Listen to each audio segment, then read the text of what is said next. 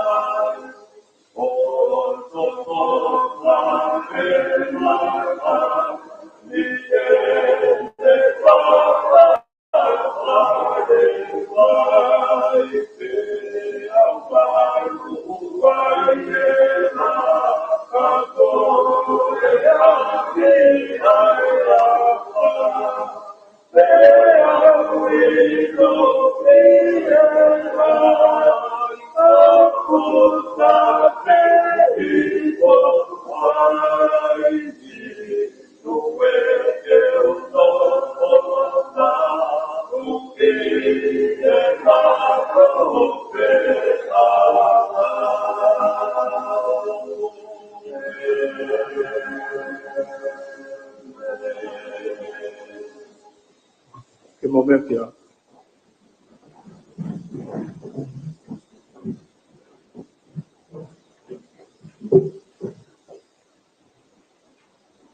Pebes paufola o lau he pompongini, to ia me he, to he matiu,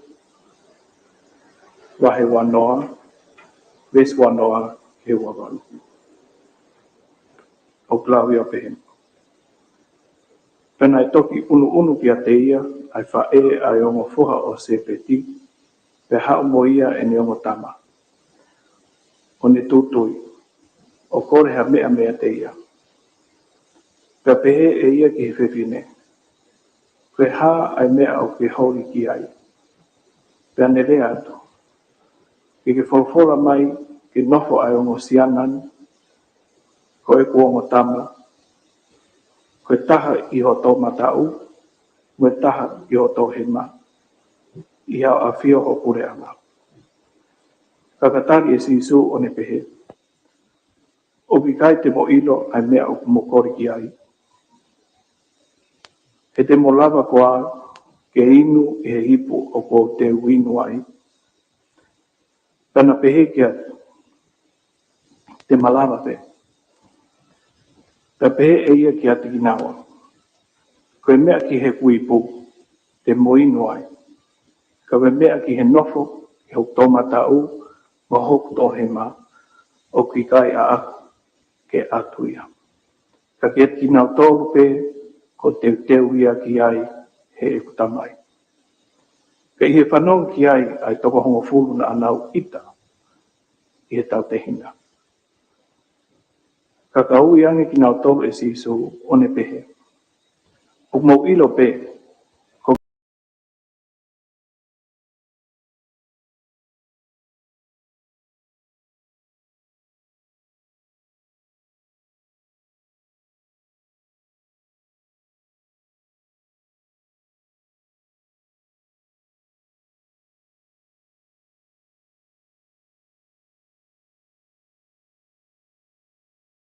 ia e lahi ia te ki motolu, tene nofo ho mo se vaniti.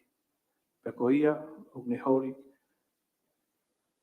ke tu ki mua ia te ki motolu, tene nofo ko ho mo tamai o eiki.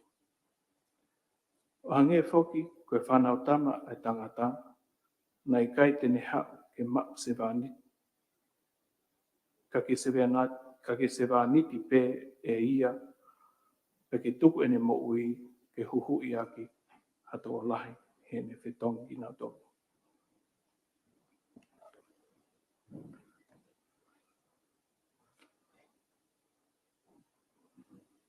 Koe wholofola, ne tau tōku whanongo mei he gospolo o Matthew, koe mea ia na e hoko i he taha o ngai whanonga a sisu. I he konga uruaki ene ako naki, na ane wholofola, o whekao aki mo ki nau tōru ko ui he otua. Pea koe konga hono ua e wholofola, o ne hulu i mai ai whai ki he kehe, i he taki o kau sentaile, pea moha taki, ka koe tamai eiki ai otua. O hau haua, mo tai ha mere ai whiri ai otua. Pea ko ki nau tōru pe ko ne whiri, e nofo i he nima tō hema, pea mo e nima tō mata o e eiki. O ko wangoi, ai maa whana, ai ofa e whae o e ongo foha o sepeti. E koe ofa e whae ki hono ongo foha, o ki kai hano ngatanga. Pea ko hai, ha whae tene tae ko rea mehe eiki, ai lelei taha maana ongo foha. Ka o whaahoko foki, ai viritaki. Mo e tau kakapu. Ke teke ki tau tolu, ke tau hori ki hangahi mea, hei kai ke tau whaamalawa. Pau ki kai ke tau tau moia. Nei whehu i sisu ki he ongo fohani. Pau kina ilo, aia o kina kore. Pau kina mateu teu ke inu e hipu na ane inu ai. Pau ke baptaiso o hange ko ia na e baptaiso. Nei veke ai tari io ai ongo fohani. Ka koe hae uhinga o i hipu ko ia e inu me ia sisu. Koe tala ofa ia ho tau huhui. Pau uhi koe pekia a karaisi e kolosi i karevare. Maa koe pea moau koe pekia i karevare. E taim na wheu ia sisu, te ke inu he ipu te winu ai. Koe ne whakahaa ia tene pekia hi kolosi maa ki tau tōru. Ka kui nau tōru pe, ko teu i ke tamai, e nofo i he nofo anga, i hono tō nima, tō hema, pea mi hono nima tō matao. Na i kai paloki e sisu ai ongo fohani, he na viritaki. Ka nane aku no kina ki naua, i he whaunga, e a usia ai tuunga hau. Aia e mauia i he teu, pea mo e tafoki ki he tamai. I he konga hono ua wholofola, O tuku ai tokanga ki ako naki a sisu, kini kau wakonga, e toko hongofu. I e nau whanong ki ngahi whiui, na nau ita ki hongofuhan, ko uhi ko e nau piritaki ke nofo, i e nima tau hema ka mo nima tau matau e hiki. Kana e nai nai a sisu ki ati ki nau tolu, i ne whakamanatu ange, ko e lahi tahi e pore anga o tua, o ki kai ko ia o pure mālohi o hangi koe kau sentaire. Ka ko ia o ne hoko koe se vāniti, a ia o ne hoko koe tamai o eiki ki ati ki moto. O hangi e tofpe, koe foha o e tangata, a ia na i kai hao ke whahiki hiki, ka ke whaki ene mo ui maa hono kakai. Koe ako naki e whafola ko ini, ke oua na kuihi ki tau tolu, e ngahi maarie ta ke kina o mamani. Pe ko e tau kumilangi pe i ato unga. Ka ke tau maula loa i he ngahi whakatamai eiki mai o tua, pe mohono kakai. E tau hoko koe kau taki i he whanua, i he ngahi tofia whakanopere, i he ngahi pot ngaue ai pure anga, i he pore anga mui kapneti, pe pehe foki ki he whare area. Tuku ke tau korea ai poto, whakapulpulu aki a Solomone. Ai tui, tuu ari aki ta e le lava, ke wei a Daniela. Ai anga tonu a Noa. Ai whakamahama o si o sefa ke ka te kina, ai ngahi pore na e whewha uhu, uhi mo ia. Ai nau o e taki a Mosese. Ai loto toa a Davida. Ka mue matu e kina ai whaingataa i he sipinga ai apostolo ko Pita. O kiri ai haamonga, ka mue amanaki ai whanua ki ho tau uma. Te tau whai ai whiri i he ahoni. Tuke whawhae, mo tataki aki i tau whirini, ai ako naki ai whorofola. Pea oua na tau viritaki ke pure, ke uhi koe mawhai, ka ke tau hori lahi ange ke hoko kua kau tauki o ngāwe whakamate whatamai o eiki. Amen.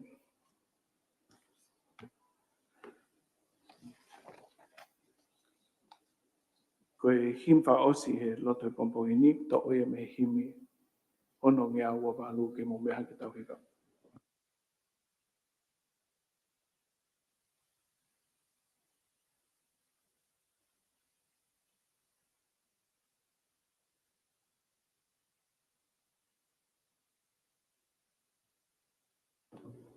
Himi ono ua walu, wes uruaki.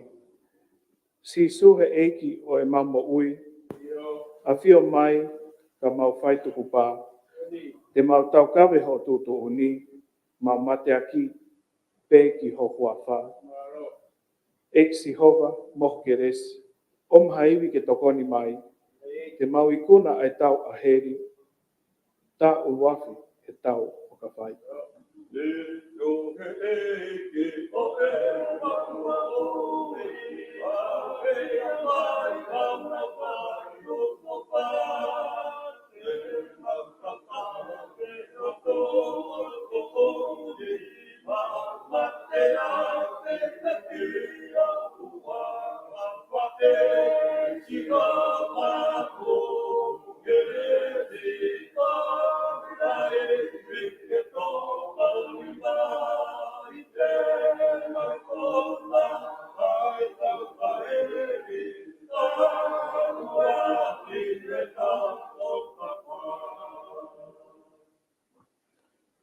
Whai o hoko ai aho lahina, whatu ai e ki he mamo ui. Toki toloto he fu monu ia, ulo ai mama he loto po ui.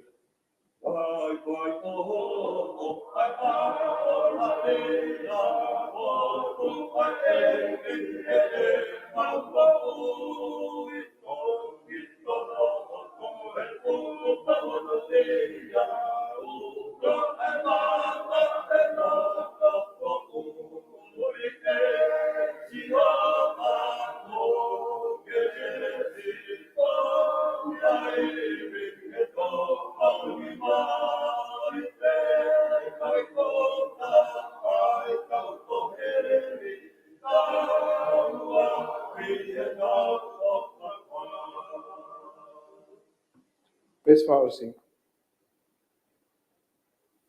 Si so o lava ho ova. Ofa ne whai ki he paraku wha. Te mauri oa mai a Fiona. Nofo o tari o ngahi whekau. Eksi hova mo ke resi. O mhaiwi ke tokon mai. Te maui kona e tau heri. Ta o wafi he tau whai.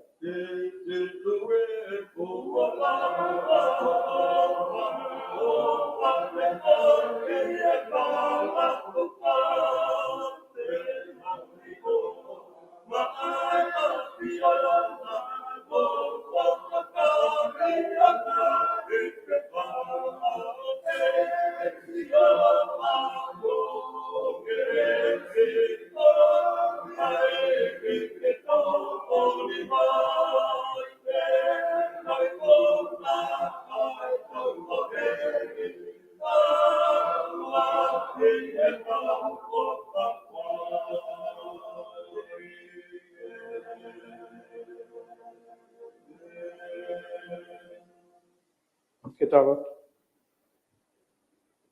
E o tō maf a Fiona ko mau matu makatu wha mo ui am. O kai mo hatoi o tua i langina. Pe ko maamani la lon. E tu wai e mau amanaki. Kai a Fiona. Io ko langlangi a fio i ho mau loto tonga. Kane ku mataniu ho ofa. Ko hai tu te maunga ki ai. Maroma hoko mai ho wha mo ui. Koe makatu whakamaru ke ati mātolo. Io koe maruanga me amanaki a. Whawhetai koe tau tapa o mau whai. O ki kai ha o tua si mo vai vai ka o ke lahi mo i kuna ka mo mo ui. O kei tū pē a la a o tonga. Kei la koe fio ai nea fio king tupa woni. Tai ne kui ni tana spau. Pinis kalami tupa toa u ka lala. Me whare o ha moyo. Whawhetai. O malu pē ai ngai whaunga pure anga o tonga. Onga ka o rive. Kai malohi ha whonua. Whawhetai plau marie. Ai ek paremia me hau e kapneti. Me pure anga o tonga. Whawhetai plau marie rei pē. Ai kau whawhonga hoi no pere. Pe pē ki kau whawhonga kakai. Ka whawhetai o ke toka pē o medino i whonuana. Ko mau tarafungani ko te eki hiki ho o wha. Koe mau lotu ke oua na hiki. Kai oua ko tawhe sino vai i ati ki mau tolu o tapuaki. Ko tapuaki o whono i he mo ui, ko tapuaki o uomi menino. Ma korea ai tapuaki o ia ma ene awhio. Ke kei tū loa mo tolo ngai pē ene pure ho mau whonua ko tonga. O ma papai hake. Ai whare area o tonga he ahoni. Mono ngau e anga. Ke hoko koe whelau lau mo u. Ke tā pui ma whakahoi fua atu ki aviona. Tala, ke ati ki mau tolu ho o whatongia. Pea ui ki mau tolu ke whaua ho anunga. Pea hoko ho whina ngā long. Ko ko e honi me rie ki ho maloto. Ta ko haau na whekau e mau whakawengan ngā hoe. O mau hu molotu i he huafa o sisu kalaisi. Ko e makatu ka maua. Amen.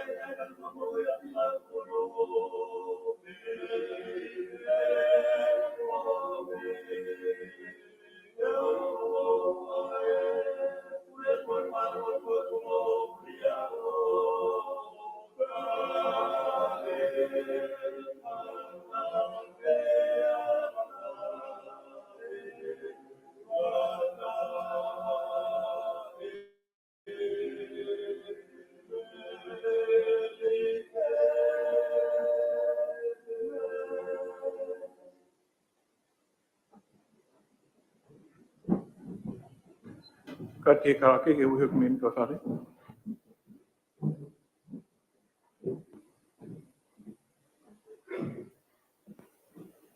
Tamu e tia whare rea. Tamu e paremia mo e hoi ni sta. Tamu hei whawhawhonga, hei no pere ne whio. E tamu e hoi whawhawhonga ka kai.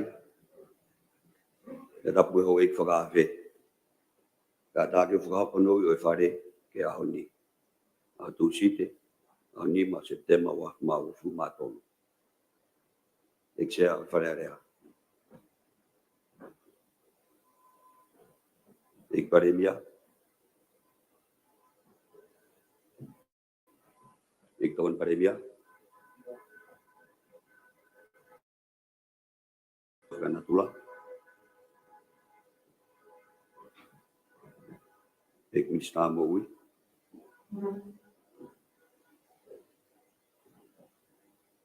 E mista ka tawa gi mo whakakalak whakaekonomika. E mista ki muri mo tak mamata.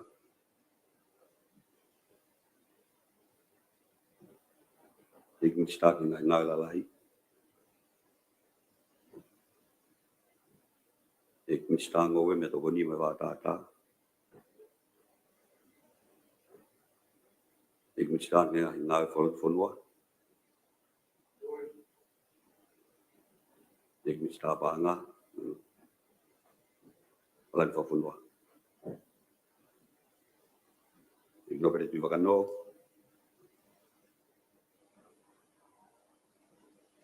E no kare tui lakepa. E no kare tui hangana. E no kare nuku. Isalin hainis dinis kala ni wal fatu fi.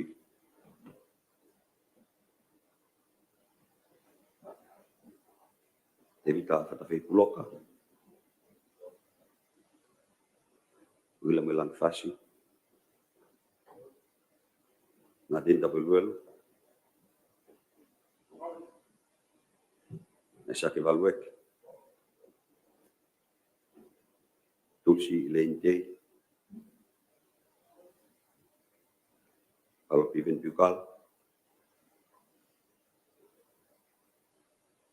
Jodi Gretchen vaya tayon. Kaperier militon lan mata. Dan dia lari kohi fokus malohi.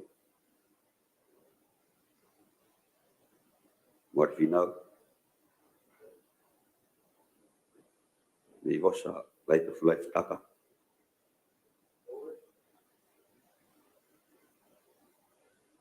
Mātau me whihui.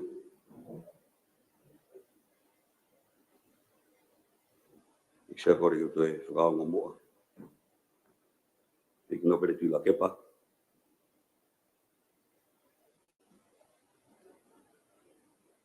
Johnny Gretchen vai Taiwan.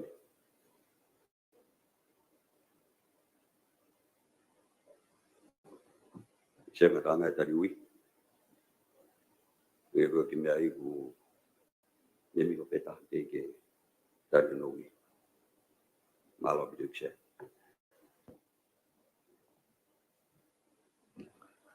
Whatapi a whio e taha mai o tau roto tonga. Tapa mo e ne a whio tamatui tu pawono. Ka mai tani kuinina na spau. Tapat ki he tampinis ka ni tu poto ka lala. Ka mawhare tu pau. Tapa mo e ikparemia.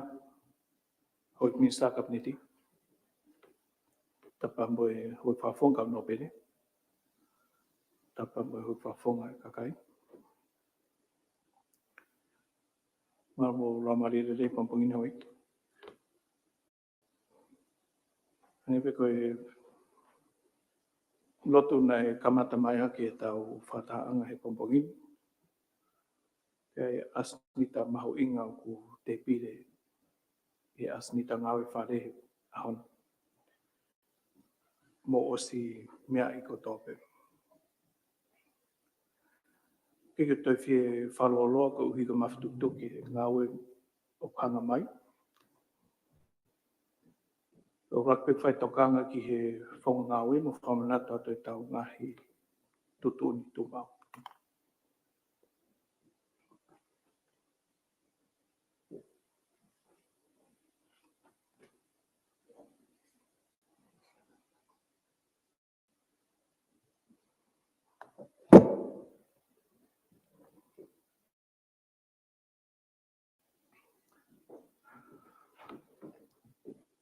Hoi ki ko votu atu ke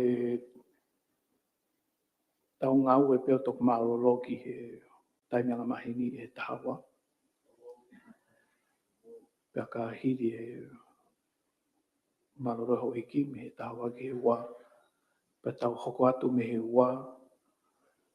Ka rewa ko whiu he tanuto atu me mua pa tau tok maalolo.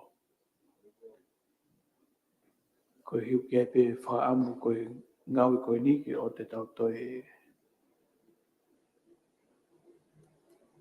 wharoloa kai whaangata pe a ngā we whiunga tonu ka mwe tau iwi mwe tai miku tuku mai. Ko e tau whonga we pehin. O kei whoki ai whotu o ko mai tau asnita ai koe whika whāpoi mtaha.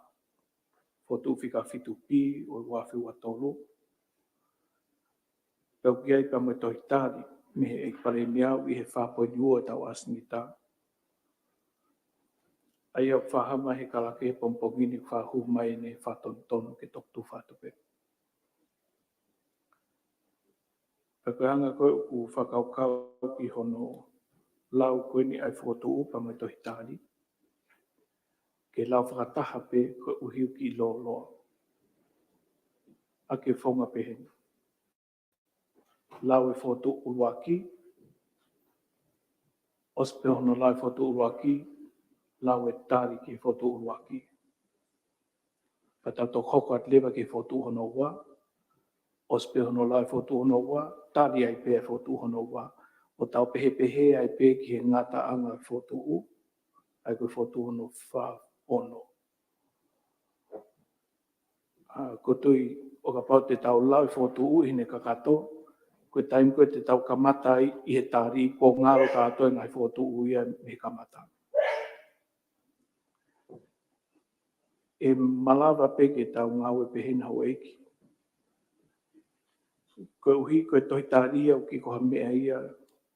Ke toi paroti ma kehe koe nau pe ia o whakataha. Hono lau pa me whotu. Ai hono awhanga tōku. Ko ne ospe hono lau. Te tuku atu whainga maari ho eiki. Ke mo whamalanga mai ke whotu u pa me tāri. Te tau hi pe ai tak minite hongo fulu. Ako ne meri e pefe me aki, te ui le vai paloti, ako tau paloti ai whakotu. Te kumau loto ki ai peikai. Ka te uto e whamara ala tupe ai whonga ngāwe, e tau wau ki konga ko ia tau ngāwe. E he pampongi te ukore ke karake, ke hoko atu tau ngāwe. Ai a koe tohi o whahu mai aki, ai fuatu whika fitu pi, wafi wa tolu, e lauia. Ka te tau hoko atu lewa ke tohi o whahu mai aki, ai tohi taria e paremia, ke lau moia. Ka tau whoki lewa ke fuatu o lau ai pui toa, pe whoki pui toa o tohi tari, ka tau toka mata lewa me fuatu whika o luaki, o hange koe ko sa whamatara tu. Ko e ki te iaha whehui pe koe whamaan. Tonga ta whame mai. Tama e whaituna ki sea malo lau mari ke pongpongini. O tapati ki pare mea ma hui ki mea mea pa whare area. I sea ka kore pe nia ke tokoni mai whaituna whamarala ko ngā ka whakatū ko ke o mai. Ke taimi ngā ue. Nā lava sea ke whahalo tai whare kono i ngā pe ke tutuni wa tolu. Kono i ngā pe koe ngā ue whakonis tūtoni. Ke tono pe mokau sea. Ke weiwe taimi. Malo sea. Ko ke tari fotu ku whamara mai tō ta wha, ka taki o hiki manima. Sia koe whaparara mange e fotu. Koe fotu a tō ta wha, ke tau paloti e ku kore atu ke whonga ngāu koe pompongini. Ka pāk mō loto ki whonga koe ia, ina whamara atu. Taim ngāu e mo whonga hano lau e tohi, mo whahama honima. Tō ta wha? Se whamare pe tama mo taimi ngā ue. Koe, nau si Koe. whahat pe ko taim ngāu e, tau mo whonga hano lau e tau tohi mo ngāu e. Popo, malo se.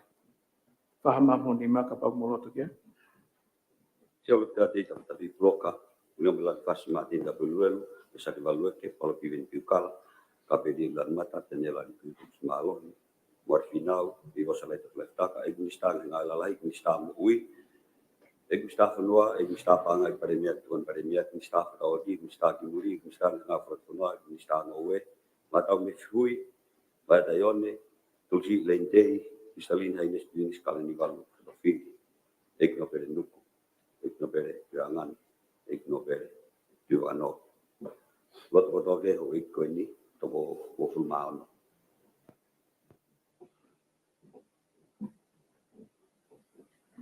Karaki ki hoa tono la toi whahu mai ki asnita whakuntahan. Ke wharearea tonga, nuku alofa tonga. Whanongonongo e tau mua, ke whahoko hawhotu ki a pāloti, ke whamarolo i a pare ia. Ki e eksea e wharearea tonga. Oko whaapa mo whaha, kua oko whamon hingoa i lalo. Oko whaha hene e tau mua ke whahoko hawhotu ke wharearea tonga. Ke whahoko hapāloti ke whamarolo i a pare ia, ko siao si sovareni. Whamon hingoa ki ai, ona po aisake valueke, ahua ua, mai na walu, wanoa, watolo. Iksea wharearea tonga, nuwalofa tonga. Iksea, toitari ke whakotu ki a pāloti ke whamalolo i a e paremia. Ko whakapapa mo whakahokat ki tohinu. Ai tari ki ngahi makatunga, ko e whakotu ki wharearea tonga. Ke whakahoko ha pāloti ke whamalolo i a paremia o tonga. Ai na whakahuat e whakakai tonga tapu nima. Ona polo toke tākai saki wagu eke. E ahu o fulma aua o a kosi wat mahu fulma tonu. Ko whakotu ko ini mono ngahi makatunga. Na whakahoko mai e kalake pure e wharearea tonga. E ahu o fulma ono a kosi wat mahu fulma tonu.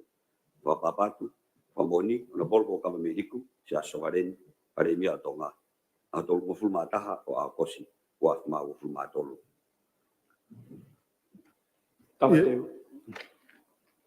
Talateu. I wharearea tonga, nuku alofa tonga. Whotu ke whahoko ha pāloti ke whamarolo i a paremia. Whotu whika fitu bi wanoa watolo. Ki he eksea o wharerea tonga. O mau whaapa mo whaha, ko ki mau tolu o whamo oni hingoa I lalo. O mau whotu watu ki wharerea tonga, ke whakamalo loi, ai pare mea ko ona posi aso wareni, ko hiko ngai matu unga o kuha atu I lalo. Tala teu, ko hona whotu e ko nistu tonea kupu ni manoa bi, ki he pāloti ki hona whamalo loi pare mea.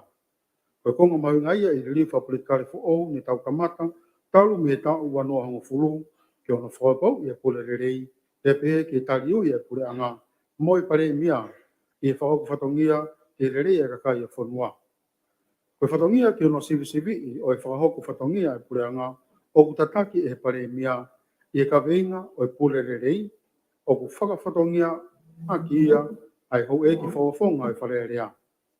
Ko whatongia mau inga eni mo maa whatuki, o hi ko pau ke fua tau, ai whahoku whatongia e pare mea, pe o ia iha uhinga maa lohi mo mau inga, ke matu unga iha whotu u ki hono whamalolo I. Ia whahoko e whotu u ko ni, ko pau ke whai a hono whakaukau I whapoto, o matu unga I rei, pe kovi ki he whanua, o ka whakahoko hari liu o pure anga ki ha pare mea fo o. Hiri ana waka I whakaauririki o ngā au e pure anga, talu mi he ahu wataha, o no wema wa no wataha, o a umai ki he ahoni. O ku mautui I loto whaapa, o ku whapoto, e a morere iangi ki he whanua, ke whakahoko ai whakatu u ko ni, whakatewhito I ngai matu unga mau inga, o ku whakahai I lalo, ko hipe ko te rei whakaluku fua o e whanua. Tuduni wal ngoful mafa a kupsi iwa. Eksea wharerea o tonga, nuku alofa tonga. Eksea, toitari, ke whakotu, ke pāloti, ke whamaroloi, a ek pare mia.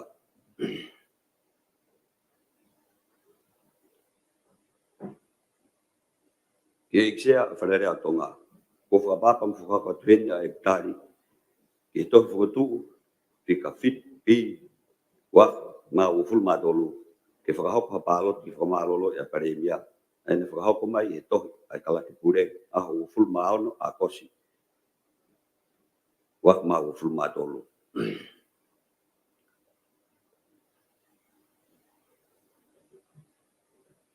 Ko ngahi mātu unga, ke whamarolo iai ai pare mea, ko ona posi au sa wareni. Mātu unga uraki, ko hono whalere ka taha whakapuna lulutai, talu me he waua, sune, wanoa, te ko ose tau e taha, o ke kau pēr ho eke minista he poate, koe kau tari kita. Te kai ngā tai, o te kiai ke whakakau I lao ke ngai business e pēr ngā, ai kau taha koe. Pataka ki whanga maari e ki whanga ki whehu I bese. Me mai hapai? Kapa mo e whetuna I sea, kapa mo whare e ki. I sea koe ko whehu I, pe ui whe kau whamo oli koe, nai asi he lavi, ai tohi koe olu ngā. Ko ki ngā he ku, o mai e tohi whotu he whamo oli toko taha kuia, ka ku malo sea. Taraka te kia sea, ange koe koe o mea ke tala teu, whanai te ki whahoko mai tala teu koe, ai pure anga. Kai tō hoko ke ngai mātu ngā, hange pe koe koe mea nai tāri e whare se. Aro.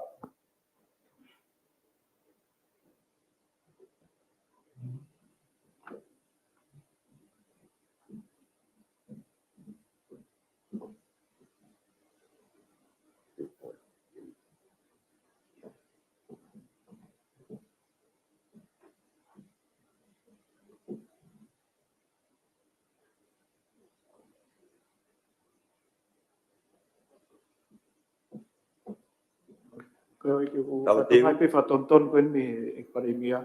O koe pe ke karake ke lau kakato mai pesifika taha. O a uki he pesifika taha tolu. O tari koe pare mia pata toko kwa ke mātunga uaki. Teso ngulmataha kala teu. Koe ne awhio tu powono koe tu e o tonga. Nani whakanofo e motu ani koe pare mia o pure anga tonga. Ia hu fulma fito ti sema wak ma fulmataha. Ko hiri ne whiri pare mia ne whakahoko e wharearea o tonga. Ia hu fulma nima ti sema wak ma fulmataha. Na whakanoko e hoi minista kabineti a ene afio mo pure anga e ene afio tu bowono. E aho o fulma avalo ti sema wakma o fulma taha. O kamatai e whakahoko whatongia a pure anga lolotonga. Na whakawa i hino whakanoko au ki he lakanga mahu inga mo mafa tumituko e ni o whakatatau ki he la o tonga. E whakahoko, hoku tūku inga tā, ke whakahoko e ngahi whatongia kotoa o e paremia o tonga i he ofa, whai totonu, mo i vi kotoa, i he tokoni mai ai e ki. E te whakawhetai pe ai mo whakamalo. O hangia koe vesi polofola mi whai whekau, i hano whakahoko, ai lot tā puaki o fōfua kabineti o pure anga koe ni e au fulmahiwa ti sema wakma o fulma taha. I he tohi, ulak kalonkari, wahe ua walu, vesi hiwa, amu e hong fulu. Tako koe Tama Solomone, ke ilo e o tua o tupanga, ke tau hiki ai aki ai loto hawa mo lau maari e tō nunga. E hakuri e sihova ai loto kotoa pe, pe apuni a fio i kotoa pe ai ngahi whakaukau. Ka pau tike kumi kia teia, teke mauia, ka pau tike riaki ia, tene riaki koe o tai ngata. Ko ia ke tokanga, e ko whiri koe e sihova, ke langa hawhare mono a fio anga tapu, ke loto toa pe o whai. Te koe loto toa ko ia, o whakahoko e whatongia. Neong o kuikai ko halafononga whai mofua, e alahi whau mohono ngahi pore, mohono ngahi kaupeau. I hiri pe hauike e ua i he kamata mai e fua whatongia. Nei puna e mo ngafi ko hunga tonga hunga hapai, ha ta, ha ha. E aho fulma nima sa anuari wakma o fulma ua. E i he aho uluaki whepueri wakma o fulma ua. Nei kamata mafolai e mahak whakaaua whakamamani lahi koe COVID tahi wa i tongani. Koe taim whengata alahi eni hono whakahoko a ngahi tokoni whakamavavi kia tignau tolu mo ngahi wheitu nei wesia he ha ta ha ha mo whakaakea ke. Te hi taim tatau hono whakahoko whakataha mo ngā au e pere ngesi ki ngahi whakangata mo whakataptapui ke ta off mo no tokangai kina mo malu ai mo ui a kakai o whanua me he COVID tahi wa. Ne maulahi a kei polo whetu taki whaka interneti me he ha ta ha ha. O mo tuhi ai e tau whetu taki te pehe ki tua pure anga. O toi whaingata angeai a ngā aue mo langa whakaake ake. Nei wisi alahi ai mo lotu mo ako ai tak mamata mo ngahi ngā aue whakapisinisi. Nei toi whaingata ange ai whakahoko whatongia. Hena e kei whakaake ake me he saikolo ni haaloti e peleri oi wahma wofulu. Lolotonga ko ia ai whakaake ake me he saikolo ni kita i he wahma hongfulu mawalu. Kana e loto toa pe e motu anu me pure anga i he kau mai alani. Ke whakahok ai whatongia o hange koe tupupa. O tau whakamalo lahi ai ke putunga e mo ui, ki hono whakahoko ai polokalama huhu malu i whakakonua. Ke malu i ki tau tolu mi he mahat whakaauha. E pehe whoki ki ngahi kup whenga atu kotoa pe. A ene a fio me whare o hampoe o fo. O iki o whonua. Whare area o tonga. Ngahi putunga e pure anga. Siasi, yako anga, pisinisi. Kautaha i kai whakapure anga mo society civile. O au ke ngahi hoa ngā aue mo ngahi pure anga muri. Ngahi kautaha whakatu pure anga kotoa pe. Musi kakai whonua. E ngā aue whepopo waki mo whetokoni atu kotoa pe. O malawai ke tau tū utamatu he ngahi ahoni me he whaingata alahi ne tau whou mai ai. Nei toi hoko mo ngahi pore ke whakamamani lahi. Hange koe tau i Puleini, Ukraine. O wesi ai mo hiki lahi ai totong o lolo. O punakaki ai hiki o totong koloa. O au ke peseti e hongful ma wha i September ma woful ma wa. Ka poholo ke peseti e ono ke fitu he ngahi mahina ki muini. Whamalo ke panke puri whakawhonua o tonga me ngahi kup whikau aki. Hono mapure ai hiki ai totong o koloa. Nai hoko foku mo whakatuku ha pachet whi amokaki. Tupu me ngahi whengataa na whakahoko atu. Mo tau mua ke whakahoko ai langa whakahake ake mo langa whonua. Ia tau whakamalo ki ngahi potungau e pure anga mo wharepaanga pe foki. Ia pehe ki ngahi hoa ngā ue. He ngā ue whetokoni aki kotoa pe. O malawai ki whakapalanisi e pacheti mo hulu foki. I he tau whakapaanga ne tau toksitu a meiai. I hono whakamaapo opo e tau whakapaanga. Wafma o fulma ua o fulma tolu. Nei hulu aki ai paanga 5.5 miliona. E tia, o na tula pehe ai tari ki ngai makatunga ko tuku mai ki whakamalolo e motuani mihe lakanga paremia. Na tau fō mai he ngai fu whainga ta alahi. Ka kutui e pure anga ko tau maanuen. Ka ikai ngatai e whakahoko whatongia tō iwi ma tonga mohono kahau. Ia le whakaapapa i konistu tōne mo pure alao o hange ko ngahi tohi tai koen o whakahoko atu i e loto hanga maari e mohono. Koe ngahi mātu unga ke whamarolo iai ai paremia o ona posi ao si somareni. Mātu unga uroa ki. Ko hono whaarere e kautaha whakapuna lolo tai, talu me he waua sune wanoa waua. Kia ko osi tau e taha, o ko kei kau pēr ho eke minista he poate koe kautare kita. E kei ngā tai, o te kie ke whakakau i e lao ke ngai business e pure ngā ai kautaha koe ni. Te whiru ia rewa e ne lere i e taimini, pia mohono whalala anga mo te unga whalao. Nai whotu pere sita kautaha whakapuna lutai a waua sune wanoa, koe kautaha whakalota whanua. Pia koe osieni, ai tau e mei tolu, o ke i kau pēha o eke minista e kabineti koe kautare kita i kautaha koe ni ai pure anga. Pia kai ke ngā tai, o te eke whaiha ngā ueia e pure anga lorotonga, ke whakakau mai e kautaha whakapuna lutai, ke risi o ngai kautaha o kukau ki ngai pisnisi ai pure anga o ku whia mau e kupu nima, kupu si i taha, o e lao ke ngai pisnisi ai pure anga. Pene pehe, o kulere i tu alao pe, a ono whalere o kautaha koe ni ai pure anga.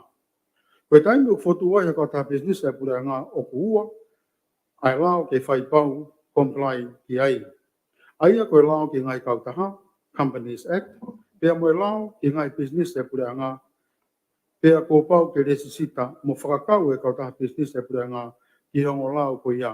I taimi pea ko whotu ai, ko hi ke nofo malu i e whaunga ngā ue, mo e tūtoni ngā ue, mo e tari ui ki e kau mau ina si, pea mo e kakai o whelawe i mo ia pe. Public interest, te koe inasi e pure anga i e kautaha. O kue hongo lao ko ni. Pea ke oua e nofo i tua lao, ke lawa, ke whaitu tunte whalao mo tai whapoto a ki nau tōlu ku nau i e poate ai kautaha business e pure anga ko ia. Pea pea whoki, te kai tari ui ki e wharerea mo ka kai whanua o ko nau tōlu e paanga, pea mohono wakai i e ne malu mo e ne ngā uerere a ki. Koe lao ai ngā i kautaha Companies Act, o kune lau e kautaha koe kautaha tautaha private company, pea viai e ne whakatangata ana ki ngai whamatala ke tuku atu ki tua ki e wharerea mo e kakai. Ke la vei me ngai mea o whakahoko e tare e kita, pea mo e business ko ia o hange ko kautaha lutai, o glotonga ngau e pehe malu o e lao e ngai kautaha. Pea whiunga pea mo e business tautaha, private shareholders, ka o ikai te ne whiau e ia e whia mau tariui, o whia mau ke whahoko ki e wharerea mo kakai e whanua. Ko hinga ia no whotu a lao ki ngai business e pure anga, ke wia i whia mau make ia ki ai o hange ko whia mau ke nofo ai kautaha i toka ngai kina e potu ngau e ki ngai business e pure anga. Ministry of Public Enterprises. Pea pehe ki whia mau ke whahoko ki e wharerea a eni ngā ue o whahoko i e tau taktaha o te tau pe ai ngau e whapaanga mo ngahi tūtu uni kene whahoko whatongia. Ko hono tuku pea kautaha wapuna rūrutai i he malu o e lao ke ngai kautaha kai te eki ke whakahu mai ki he ke kau i he lao e ngai business e pure anga o putoitoi mai rewa e pure anga i he lao e ngai kautaha. Ke whai e ngai tūtu uni o e whengai aki ai me pure anga o kui kai ata ki tua o hange ko hoko ki he whakatau whakapuna fo o ko eni ki he Twin Otter. O i kai ke whakaha mai ke ilo e wharerea e au ki hono fufui o i kai ke whakakau mai e estimeti wanoa ua tolu wanoa ua wha. Pe pe whoki mo i kai ke tari mai ai tohi whehui whawharearea nei o atu ke i pare mea ka koe sea kautaha whakapuna rutai o whilawe i mo i whia mau ke o mai e whamatala paanga i ngā ue kautaha rutai me he tau wanoa wataha wanoa ua mo wanoa ua tolu pe pehe ki e whia mau ke whakaha i mai e palani ai pure anga ke kautaha rutai i tau whapaanga fo o wanoa ua tolu wanoa ua wha. Ko kai ke o mai ngai whamatala ko ni ka toki ilo ki mui. I e wharearea a ta wha a kosi, i e mea e pare mea pe moe tohi me he pure kau taha lulutai. Tā ne ia i e palani e pure anga i e konga ki mua wana ua toru, o tonga ta whapaanga, ko toki o si wana ua toru. E whatau mai wapuna fo o Twin Otter, o ku whiunga mwe paanga Amerika, USD, ono poini 1 miliona, pe koe paanga tonga ta whapoini 7 miliona. Pea whapaanga e pure anga ai totongi, koe paanga Amerika, ko USD, 1 miliona, koe paanga tonga, whapoini 5 miliona, i wana ua toru. Koe whalahi o inasi e kautaharu tai. Pena swahoko e totongi o i whamore ko ia, ai paanga Amerika e 1 miliona i tau whapaanga wana ua toru, kai ke whakakau mai ia i estimati wana ua toru wana ua wha, i e kolomu ke estimati liriu wana ua toru, pe ko revised estimate wana ua toru, ai potunga ue paanga. O ha mai no hene palpare ma o ngawe i tua i e lao, ki ngai business e pure anga pe mohono mau i o e lao ki paanga, o ku wahei ki estimate i whakatau e pure anga i wanoa ua tolu, wanoa ua wha, pe mo i tariu ki paanga e pure anga ku whi mau e kupuni mataha ko ni stuto nei. O ke nofo pe ngau e kataha wapuna rutai, i he whakapo uri, kai o alewa ko whakahu mai ke whakakau ki e lao ki ngai business e pure anga, pea mohano are ai, a hano ka hau, e lere whaluku fua ke kakai e whanua, pea ata mahino ki tua, transparent and accountable. Pea whalere he poate, o ki kai kawai, ai kabineti, o whatupu ai whepakipaki ma whai conflict of interest, o wisi ai whai tutuni whaputopoto, pea whai pau ki e whemau e lao o whewhalau aki wapuna sivile. Koe poate a lotai o kusea ai pare mia, Tohon sea minista paanga pe kare kita tohon pare mia pe minista putnau ki ngai ngalahi. O ku ia kupu tahafa kupu si ua e lao ki ngai business e pure ngau te he. Para kau ke lao ni ko pau ki kai whanofo pe hok hame mi pa kabineti pe o i whare area o kare kita o business e pure anga tuku kehe. Ia ngai taimi koia o fotu ua ia business o e pure anga pe aku pehe e pure anga o whiemau ke whanofo kau me mi pa kabineti ki a taimi whataimi, o e kai ki te laka hake mahina e tahaua, me e ahana e whotu ua e business e pure anga, e whotu a business ho o ai pure anga. Neo ngau te kiai ke whakakau mai ki e lawe, o e ngahi business e pure anga e kautaha wakapuna rurutai. Ka kutonga whalere pe, ai kautahani e pure anga, kutonga ko kataha business e pure anga, i ene pehe, o kai whalao, ai whalere e kautaha wakapuna rurutai, o e kai wharatau me whemau e lao, ki ngai business i ai pure anga. Pea u te eki ke whahu ha whamatala paanga e kautaha ko hini ki wharea rea.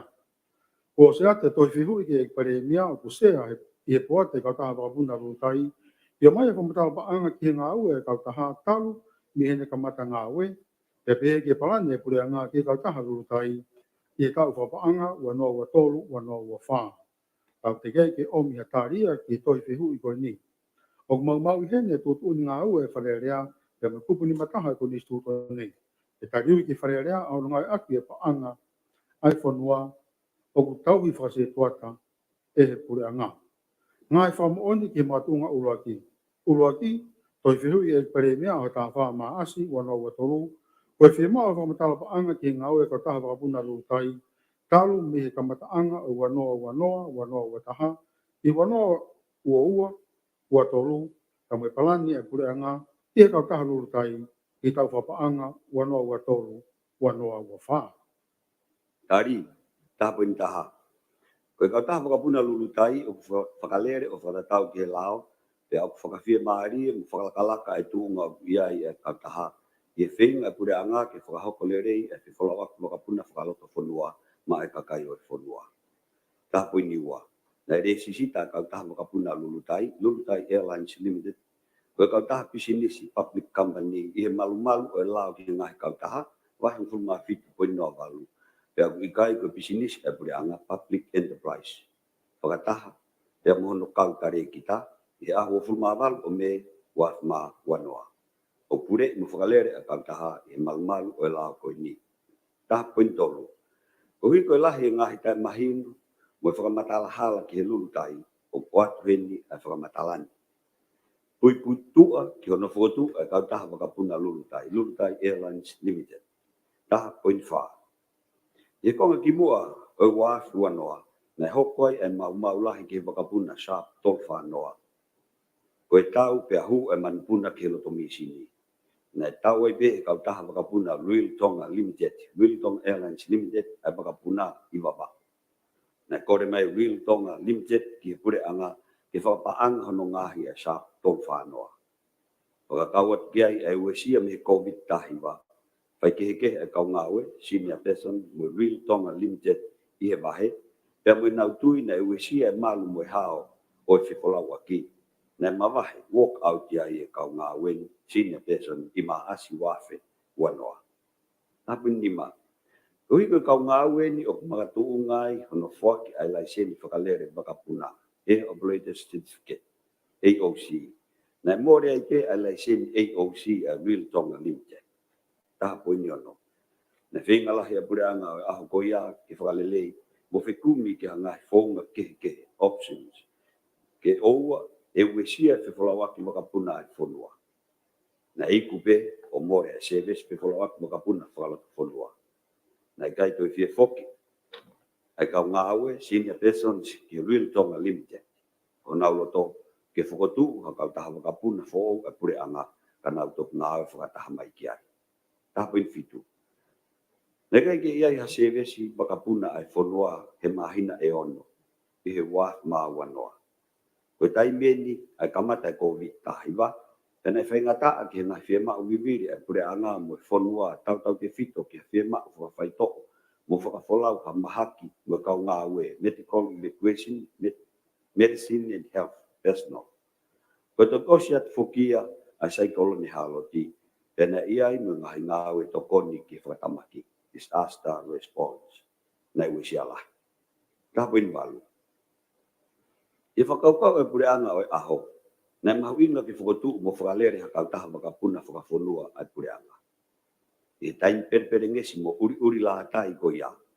Koe pure anga pena ne lava o whakapaanga mo whakotu mo whakanau hakau taha wakapuna. Whakatau ki whemau e lao. Kapuin hiwa. Tēnei ata mai heni ai whakaukau koe whakalere kau taha wakapuna o ikai koe kumipe ai paanga mo tupulahi taha. Maximum profit driven. E ala mau e a business tau taha, private company, me kakai. Koe service mahu inga e nia ma ai whonua. Koe mea nei toi mahu inga whoki. Ke whakalele lelei, kai ke puke pe ai totongi ai tikite, kai ke malu mo hao ai whiwholawaki. Koe whakaukau tatau pe, hoa umai ki ahon.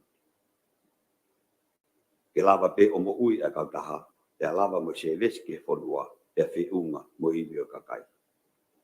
Tapin hong fulu. Nei kutotongi ai pe he pure anga, hono ngā he misini o Sharp tolfa noa, nei keitu i wawau.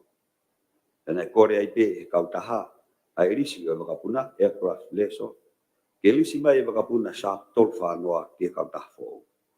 Tapin tata. Risi ulai ki September, wafma uanoa, nei whakamore e pure anga tonga, ai panga tonga, e taha 0.5 miliona, ki ono whakatu ai kau taha.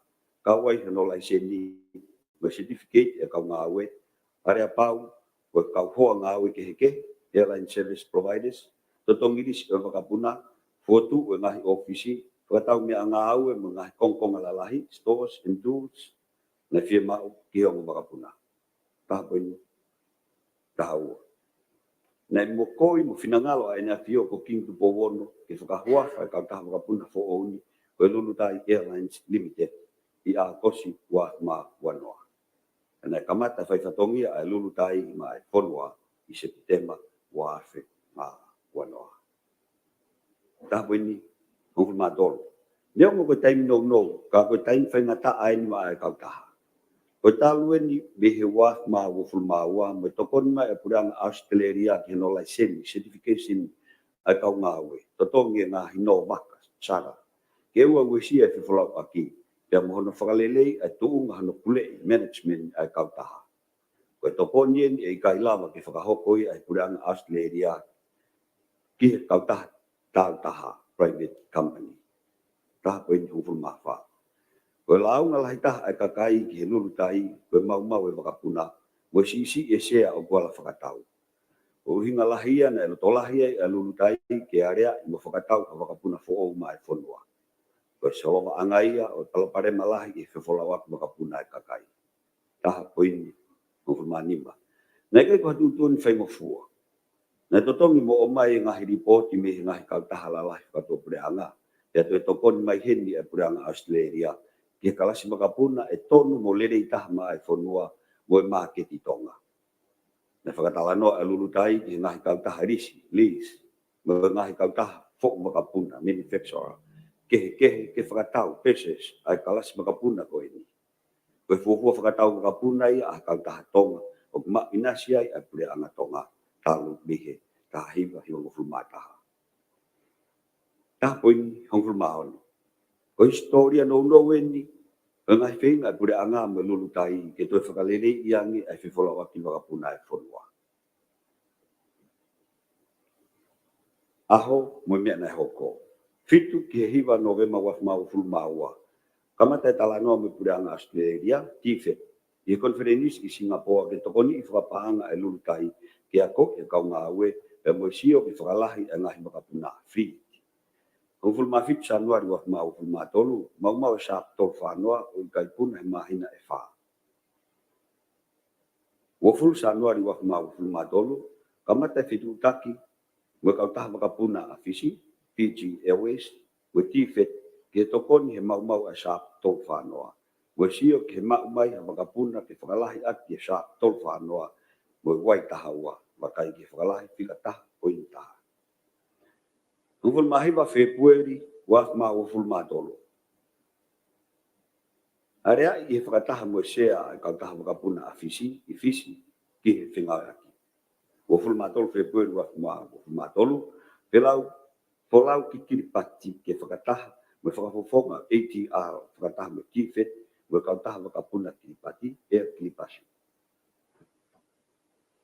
Lalu maasi waf ma waful matolo, Fa'o palan bisnisi ma kau taha kawai kelas makapuna lele taha matonga pakapaanga i tifet. Kamata talano me kau taha fok makapuna manufacturer ya me kau lis makapuna mo kelas o makapuna. Kau heni kelas makapuna ATR Twin Otter Grand Brabant X. Fit pepeleri waf ma waful ma dolu mau wai tahawa o ikai pun he wiki ewa. Koko kuatu ai talanoa me kau taha fo'o makapuna, ya me kau risi makapuna, o kau heni Montrose me Welling. Waful manima e peleri waf ma waful matolu, ma o fugotu risi makapuna me he Montrose. Ang Amerika, fitumano ni maafe, ke mahina. Ma o fugotu ufakatau makapuna me ATR Twin Otter ya me Welling. Rocky me was mau filma tolu kakato ai report i palan pisinisi ma ai kau taha be sibri ai na whakapaanga ai kau taha wakapuna afisi ni ma me was mau filma tolu kamoni mo Welling a letter of intent rock sune was mau filma tolu totongi deposit pang Amerika $1 million escrow account filma tolu sune was mau filma tolu wataha mo kau taha makapuna anaulu, naulu, i please pay o talanoa ke whingawe ati mo sio ke whonga nau ngawe. Tolu mo fulo sune wak mau fulmatolu, whamoni mo Welling he area pau whakatau. Mo fulmatolu siulai wak mau fulmatolu, whakataha mo pure lahi o kau taha makapuna Solomone, CEO Air Solomon, o talanoa ke whingawe ati. Tolu ako si wak mau fulmatolu, whakataha mo kau taha makapuna afisi, o talanoa ke whingawe ati. Interline co-chair JD. Nung fulmataha ako si wak mau fulmatolu, totong whakaos o makapuna Twin Otter, pang Amerika fa poini o fulmanima. Tah poini o fulmafitu, o whai mo fua aho no whenga ke whakahalaki mo whakapolitika rei a step umahu ingani ma ai whonua. Koe o laini ai whalala na tukumai. O pou, wai wholau ai pāsese. E taha kilu tolu mano waluafi fitungia o nimang fulmataha i e tau e tolu kuhi. Koe o lainia ai visone ai pureanga e ua hok hok. Pe ko tau mu ai ni o ngā we lahi mo whaina ta, ka mate ki ngā we ai lulu tai, talu kono kamata mai ai lulu tai. O wikai ko si te puenia o ka uloto si. Ta poini ho fulma balu. Ko falau ko tope ai makapuna, o butuku mai ai falala, lotu mo hufia ai pasese, ko na ngā family ke malu mo hao e nā fola. Pe ko whakatau makapuna ko ini, ke whanonga mo ia, e ke tuku pe ke whinangalo ai o tua mai kaha o e whanua. Ai se ni ke malu mo hao e whiwhalawaku makapuna whakaloto whanua. Ta poini hong fulmahiwa. Luaki, he malu e konvesio ke whiwhalawaku makapuna siwire whakamaha pure anga, he malu e kataha whakamaha pure anga ke whiwhalawaku makapuna siwire, International Civil Aviation Organization, ICAO, Ofisi o Pasifiki ke he malu e whiwhalawaku makapuna, Pacific Aviation Safety Office, PASO, tare kita sivire i he lao ki wholoa ki sivile, pe he whoki ki whairesisita i he lao ki he laisen pisnisi mo e lao ki ngahi kautaha. E kai tari ke re sisita pe whakangofua a kautaha wakapuna a kurere i tua lao.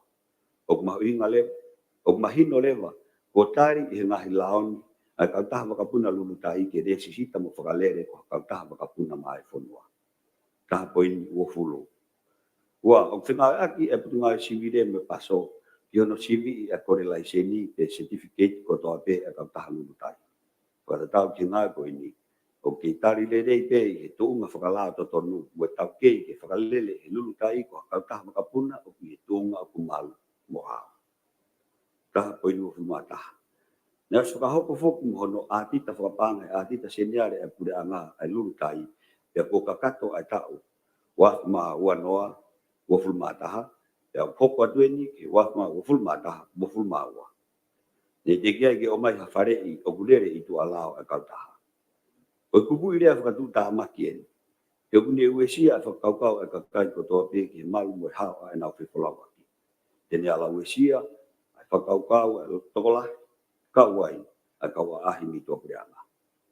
Taha poini wafulmaua. Ko whakangofua, e whaidutuan ko toa pe i he lao whakaloto whanua pe pehe whoku mo e lao whakatō preanga. Ke hoko adupe e whakahoko whatongia e lulutai mai whanua. Hoate ki hono whakalere e kautaha. Taha poini wafulmatolo. O kia e mauhala ki tūnga to tonu ai lao. Taha poini wafulmawha. O kia i au pito ki ia i halao e whanua o kune talamai ko pau ke whakahu e kautaha ko toa pe o mauinasia e pure anga ki malu o e lao ki ngai business e pure anga. Ko hinga ia o kai kauai e pangke langa whakalakalaka TTB, Tonga Satellite Limited, ka mo Lulutai Airlines Limited ki ngai kautaha business e pure anga. O kia i pe ngai kautaha o mauinasia share ai e pure anga. Na kamata mai, na i kai whakakau ki nau tolu ki he te pire ki he lao, pe tok whakahu pe ki mui. O kauai heni ai Tonga Communication Corporation, ka mo Tonga Cable Limited. Dah poin wo fulmani ma. O pape e kupua o lao e whakauhinga ki he rea pisinisi e pure anga. O pisinisi e pure anga. O kuhinga ia ki hasino ko orisi i he te pire ki he lao. O toki hoko pe hasino ko pisinisi e pure anga. Ia malu ai pe he lao. O ka tokitari e pure anga. I he nau whakaukau re reitaha ke tāna ketu a sinoni ki he te pire ki he lao. Dah poin ni wano. Ko tutuoni ki hono tāna ki atu e Lulutai Airlines Limited ki te pire ki he lao. O kui he mawhai pe e pure anga ki ne whakakaukau. I hene pe he, e tok ngāue mai pe e kup. Hongful mawha kupisi iwa. Ke whakangata e me mipa a 8 minister i he puate Lulutai e osi ha mahina e hongful maua. Ka e tok kamata. E tok kamata pe a tau e taha ko ia me taimi o whakahuai a Lulutai ki te pire ki he lao. E taimini, o kai ke kau a Lulutai Airlines ki te pire ki he lao. Taha poini mo fulma ki tu. Ko kau tare kita, nei whakotu pe i he tau mua ki whakataimi pe. O whakafuafua ki tisema wafma o fulma taha. O palani mo whadudu ke lele pe i te ia i ha mahino ko lele lele. Ko hoko mai a kau tare kita, he ongo i pe e pure anga ai ki tūnga pele ngesi pe ki ta ofi mo hono ki ta puni. Ai kau a whanua he COVID hong fulma hiwa. Te mo to pa e mo nga fi ha ka ha he wa ma o fu ma wa. Na tu i tu nga fa du ta ma ki a ka ta ha. Ya fa ka poto ta ha. Ke hoko atu pe pure anga yo no fa le o ka ta ha. I ma ka tu nga o ke tu nga fa ka e fo noa. O ta tau pe he wesia ne au sia he ngai family ka ko wesia ta tau ke ngai business mo se to tau ta ha. O ke hoko ai fo nga ta tau no fa le o ka ta ha. Ta po ni o fu ma ba. O tatau pe a poate o he malmalu o e lao ki ngai business e pule anga. Te mo e poate o i kai malmalu ai. O kuna whakatou tari ui lo ua pe ki he lao ki ngai kataha. O ka kato i he lao ni a ngai whiama o whakalao ki he me mipa o e poate, legal duties. Ko whai ke he pe, ko me mipa poate i he ngai business e pule anga. O i kai ke iai na umawhai ke na tutun, ke pule anga ke whakahok na ufotu tu ngau. I area pere si o malu mo hao o fifalo ak makapuna. O gai e fema o ke vave au pito a fai tutu ni pe a whakahoko implement ni foki. O te whakatatari e a tok tutu mai a pureanga. Taha poini mo fulmahi wa. Ko stato rahi ai mea e pare mea e pare area ke poate lulutai. O tau mo a pureanga ke tukwatu inasi, privatize. O kau taha ke sektor tau taha. Ko skamata ngā weni aku no whakatau atu ha inasi, share. Dese, e wo fulma fitu. Ke poate o sino i paanga malolo me he ngā weni, Jamin Fund Board. I taim tatau, o mahu inga ke whafafonga i pe a pureanga i poate. Ke mahina o kumalu ia investment i a pureanga. Mo ke ngui pe a kautaha ke taumu a sevesi ke kakai. Ko mea tatau pe hoko ke ngā kautaha wakapuna e Pasifiki. Ai ke ma o pese ti lahi taha pe a pureanga ia inasi o kautaha wakapuna whakafonua, national carrier. O hange o Lusila, Kiribati, Fiji, Nauru, Solomone, Vanuatu mo Papua New Guinea. Ko whakamatala whakamala ala e ma o he tari ke mga tuunga o full mawalo. Whamoni, taha whakaloma tohi tari ke tohi whiu i whika hongful mani ma wak mau full matolu, a hongful ma whama asi wak mau full matolu, potu ngā e panga. Loma ua, tatau e tohi desisita o kautaha lulutai. Loma tolu. Whakatonu lea whakatonga o e ponga konferenisi me kau whea ngongo e whiu i whikawaku me lulutai. Konferenisi whakataha e pare mia o kameriku me tau whakaulahi o Australia ki tonga His Excellency Rachel Moore. E aha tolu mo fulu o Sanuari o atma o fulu matolu.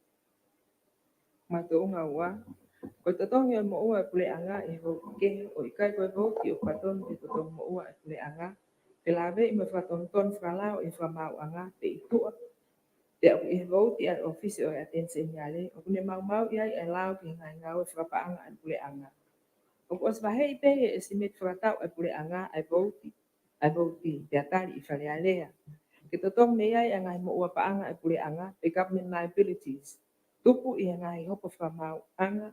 Ne fo iai e pule anga, pe pehe ke ngai hopo o whelotoi pe e pule anga mo e whahai e taha ke totong pe i tua o ikai ke tutuun, ke tupu ke whamau anga ke ne tutuun ki ai. O totong foki i vote ko e ni, o whataha i pe a mo ua pa anga pe mo totong loya ai whahai o kuikuna i hopo. I estimate o tau whapaanga wafe woa wafe watolu, ne wahe ai paanga e ni makilu o no mano hi wafe fitungeau, I voti ai office o attention yale ki no totongi o ngai mo ua paanga e pule anga pe government liabilities e tau whapaanga ko ini. Na mau lau ai pule anga ia e tau whapaanga wafe woa wafe watolu, o totongi a ngai mo ua paanga e pule anga government liabilities, me ngai voti kehi o ikai ngawe ake ai voti ko osfotu mabahe ki no totongi ai mo ua e pule anga o asi e voti ai attention yale. Kono whakai kikieni o ngai mo ua ne totongi mga vote na totong niya e tau whapaanga wafi woa wafi watolu. Te pile uraki. Ngai totong mo ua e pule anga government liabilities ki wafi woa wafi watolu. Fika uraki, fika hopo, CV tahauno e wafi tahavalu, o katopa wafi woa. Ngai whaahi, i waha o Pacific Games, tasanok te mo pule anga tonga, ngai vote kehe, paangai whaakilu, tahamano fituafe ono ngau hiva fitu senit e hiva fitu voti at pot ngawe paanga. Fika hua CV ni maua o wafe wanoa, a wha November wafe woa, baha e roto mo mo pot ngau e meite. Totongi settled. Fika tolu, CV o no taha o wafe wataha, a wal o siulai wafe woa, baha o Ezra mo pot ngau e polisi, voti mo ua e pule anga ofiso e attention yale, pa anga ni maafe ni mangia wanoa sen ehi. Fika faa, CV ono fitu o wafe wataha, a wal o September wafe woa, baha o lave mai mo pot ngau e mo pule anga tonga, voti ai office e attention yale, panga fa mano wafe, te au no noa se niki ono noa. Fika nima, CA taha tolu o wafe wataha, au taha fitu o a kosi wafe woa, baha o se mishaviri mo se oni haviri kaufusi mo minister fonua, vote office e attention yale, hiva afe whangea o tolu walu sente tolu tolu, mo e fitu afe ma hiva taha sente ni manoa. Fika ono, CA fika tolu o wafe woa, a hua walu fe pueli wafe wa tolu, baha o manu piko kivaka mo fika oraki, kulaya tau mo fika wa minister fonua, office o attention yale, panga tolu wafe wangia fitu ono. Fika fitu, CVS fika ono o wafe woa, a hua nima a kosi wafe woa, baha se mislemani mo puleanga tonga, potngai polisi, office o attention yale settled, totongi. Fika walu, CV tolwalu o wafe woa, au tahani matise ma wafe woa, baha o IMCC mo potngawe ngawe lalahi mo Samson talia uli, ofisi o attention yale, panga waluafe te au fitnima, mo panga tolwafe ma ni menima sente ni manoa. Fika hiva, CV ni manoa o wafe woa, au waono o sanuari wafe tolu, Ye baha o city engineering mo potngawe ngawe lalahi, panga tahamano ni maafe, vote ya office attention yale. Ngahi vote kehe, panga val kiru, tahamano tahafe, maafit noa, potngawe ngawe lalahi, ahono februari wafe watolu. Fakakatoa mehe office attention yale, panga hiva mano tolwafe fitngea tahafitu senit eval tolu, ngahi vote kehe, panga taha miliona, wakilu, wamano, balwafe fitngea ono fitu senit ehiva fitu. Fakatoa me potngawe kule anga, panga wamano, wakilu, famano, wafe nongea toltaha senit etahaua. Okha ihelao ke frahuat e paanga ke ngai paanga e kule anga ke frahuat e paanga wafe woa wafe watolu ke ngai ngawe e kule anga kupsi tolu. Ko paanga o frata ihelao ni ke ngawe aki. Ko pau ke ngawe aki pe o fratatau ke tau mua o fotu ihelao ni. E ene pehe, ko paanga ne vahe iki he vauti ke hono totongi o mo ua e kule anga pe government liabilities. Koe vautia ke ngawe aki ki ngahi totong paanga whilawe i me whakatonton whakalao o whakahoko i he whakamau anga. Pe itua i he whakamau anga. I he whelotoi a pure anga mo e whaha i taha. O kuiai pe ai whaunga o whakaata e lao ki hono pure i a paanga e pure anga ke whalahi a paanga ki he vauti. Ki hono totongi o mo ua e pure anga. Ke whai me ai kotoa e totong mo ua e pure anga. Koe taimi o whai ai a totongi o paanga e ngai vauti kehe o hange ko ngai totong mo ua ne whakahoko i tau whakapaanga wafe woa wafe watolu o pā i te pire uraki i olunga ke ngai mo ua whakawhamau anga pe whakatonton whakalao ai pure anga pe o pā ta kala i lewa ai ma u o pehe o si isi i a ngai totong mo ua ai pure anga ka ku ikai koe mo o nia o ku iai pe tau mua ke vauti takta o hange koe lau e lau ke whakahua tu paanga ke ngai ngawe ai pure anga wafe woa ke whakahuat e paanga wafe woa watolu. O mau e pure anga e lau ko e ni i hono totongi o ngahi hopo, mo ngahi whatonton whakalau e pure anga i ngahi vau ke me he vauti o fuatu i he ofisi o attention yale ki he tau mua koe totongi o ngahi mo ua e pure anga pe government liabilities. Ngahi whakamoon ke he mga tuunga whikaua, uraki, koe whakaiki o ngai mo ua e pure anga ko totongi i tau whapaanga wafe woa watolu me he tari ai ektokon pale mia au tahauno o me wafe watolu ke tohi whehu i a whafofonga wharealea e kakai o tonga tapnima ai sake valueke o au tahawha o maasi wafe watolu. Ua, tohi whehu i ki he ek minister paanga e whakafofonga whalealea o i kakai o tonga tapinima, a taha o maasi wā whewa tolu, o whekau aki mo ngahi mo ua e pule anga ne totongi maratuunga i tuuni e whamau anga, pe totongi pe itua i whamau anga.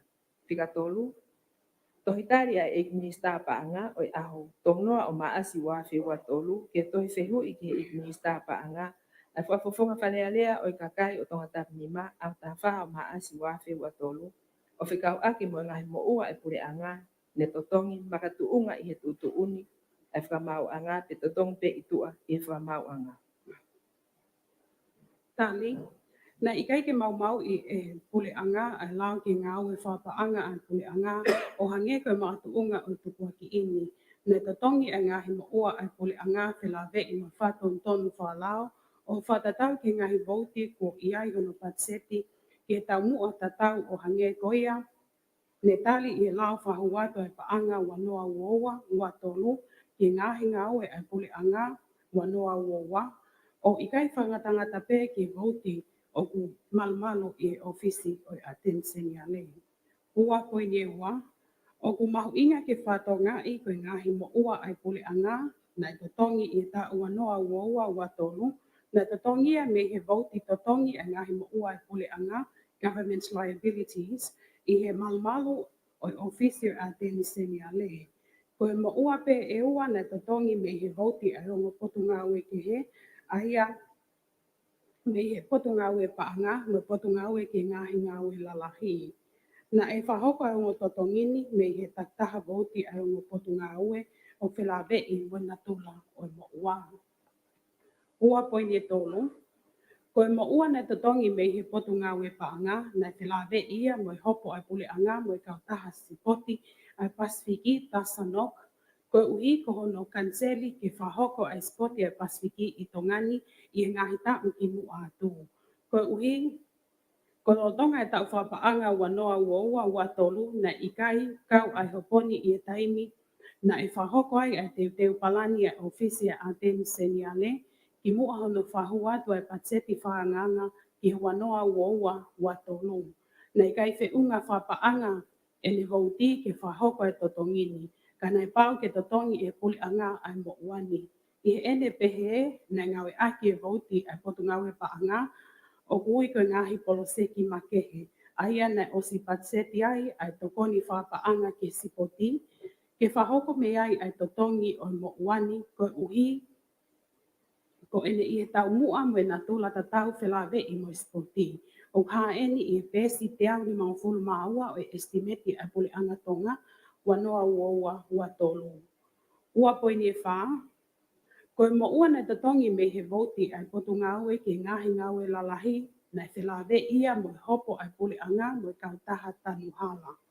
Koe totongini na whilawe ia mo ngahi mo ua he ngawe tanuhala ai puli anga na ikai whie maali e kiai ai potu ngawe pe tupuai a hono ave ki whamau anga ke whatontonu. Na tutu uni lewa ai whamau anga ke totongi e potu ngawe ai mo ua ko hi koe ngā ue ko whahoko e kautaha. Na totongi lewa ai mo wani me he vouti ai potu ngā ue ki ngahi ngā ue lalahi ki hono tauhi ngahi hala pule anga. Koe vouti totonu pe ia ai mo ua ko ia. O ha eni i whamatala i pesi wangi au hi wangfulu maua o estimeti ai pule anga o tonga wanoa ua tolu.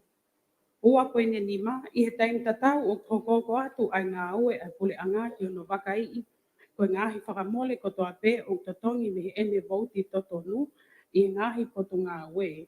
He o wha hoko a hono totongi e vouti ke he ha whakamole o kuna me na tula tatau.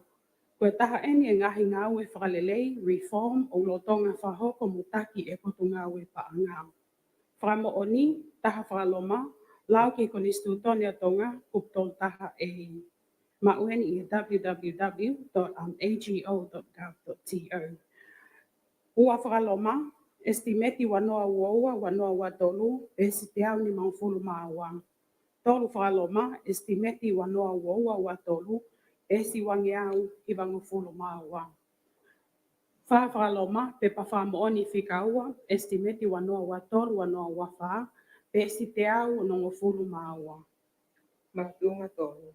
Tai whakalao pe takala e whalealea mo i kakai o whanua i kai whakakau i estimate a pureanga ki tau whapaanga wawhi wa tolu, wawhi wa wha, te mono whamatala whapatiti, Budget Statement 2023-2024. E whakatau wakapuna fo ai kau taha lulutai ai pureanga ne whiunga whakatoa mo i paanga Amerika e 1.5 miliona te paanga tonga nai e taha 5.5 miliona. Neongo nai osmea i lelei pe e palemia mo e minista paanga i konga ki mua o e ta wawhi wa tolu lolo tonga hano teu i moalea i o e pacheti wawhi wa tolu wawhi wa wha. Na whakahu e whapofonga o kakai o tonga tapitu ke wharearea e tohi whakotu tutuni whika oraki o wawhi wa tolu ke whakahopo ke pureanga ke toloi he whakatahu wakapuna fo ai kautaha lulutai. Lolo tonga hono alea i wharearea i ahotawha o a kosi wawhi wa tolu ai whakotu tutuni ko ini. Ne tok whakaha e palemia ke wharearea ko os whakatau e wakapuna fo ia ai kautaha lulutai. Ko tok fuafuata inien ke whakahai e palemia ke wharearea e whakatau wakapuna ai kautaha lulutai. Tunga e whakamatala ko ia na e tutuni he iksea o wharearea ke toloi hano toi alea e whakotu tutuni ko ini. Ka whakahoko ke palemia ke o mai hatohi ke wharearea i aho no hoko a tusi te tahanima o aukusi. Ke whapapau i ko oswai e whakatau wakapuna. Na whakahu mai e pure o kautaha wakapuna lulutai. Ai tohi e ahotawha o agosi wawhi wa tolu ke sea o wharearea. O whakahai ko os whakatau mai e whakapuna fo ia e kautaha lulutai ko TCHA-Whangiau MSN Hiva wa Hiva Twin Otter. Tia ko os totong kakato a hono paanga. Ne whiunga whakatoa me paanga Amerika e 1.5 miliona. Kana ikai ke o mai hono mahu inga i paanga tonga. Tia ihe ene pehe o whakafofua ke paanga tonga e taha 5.5 miliona nai. Hono whakamooni eni ko os whakahopo e whakatau whakapuna fo ia ai kautaha lulutai. Ia tohi o a taha o a kosi wawhi wa tolu. Na whakahu mai ke iksea o whalearea e pure o i kautaha whakapuna lulutai, pia mo i tohi me he pure paanga whakalukfua e kautaha veiling o i ahataha o a kosi wawhi wa tolu. Nai hai a ngahi mea ko eni, Urak Loma. Nai kamata a ngahi ngāui ke hono whakatau e kautaha whakapuna lulutai e whakapuna Twin Otter. I konga ki mua o i tau lolotonga, wawhi wa tolu, i palpalema e whakapuna Saab. Loma ua, nai whiunga katoa e mahu inga e wakapuna fo mo paanga Amerika e 1.5 miliona. Loma tolu, ko oswa mooni a tohi alia pau ki hono whakatau atu mo whakatau mai o wakapuna Twin Otter e hongo kautaha. Aia ko kautaha veiling mo kautaha wakapuna lulutai. Loma wha, upukonga e ua a hono totongi ai katoa o paanga Amerika e 1.5 miliona ki hono whakatau mai o wakapuna fo. Loma nima, na mau e kautaha veilinga e totonga e paanga Amerika e 1 miliona. Paanga tonga ia e 5.5 miliona nai. Me he kautaha wakapuna lulutai i a uraki o sune wa fe ua tolu. Koe konga urakia o e totongi ki he whakatau mai o wakapuna.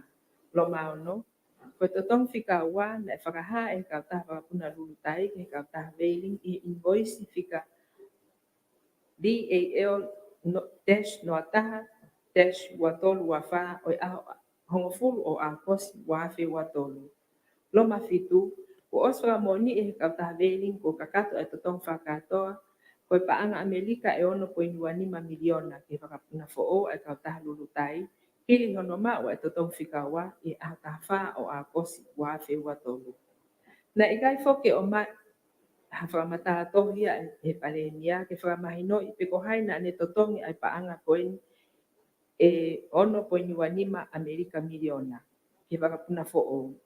Kana e haa mai me whamatala ai palemia o hangene totongi e pure anga ai paanga Amerika e 1 miliona ke totongi o konga uraki ne invoice he ahonima o me wafe watolu ke kautaha veiling. Pia mau ai totongi e a uraki o sune wafe watolu e kautaha veiling.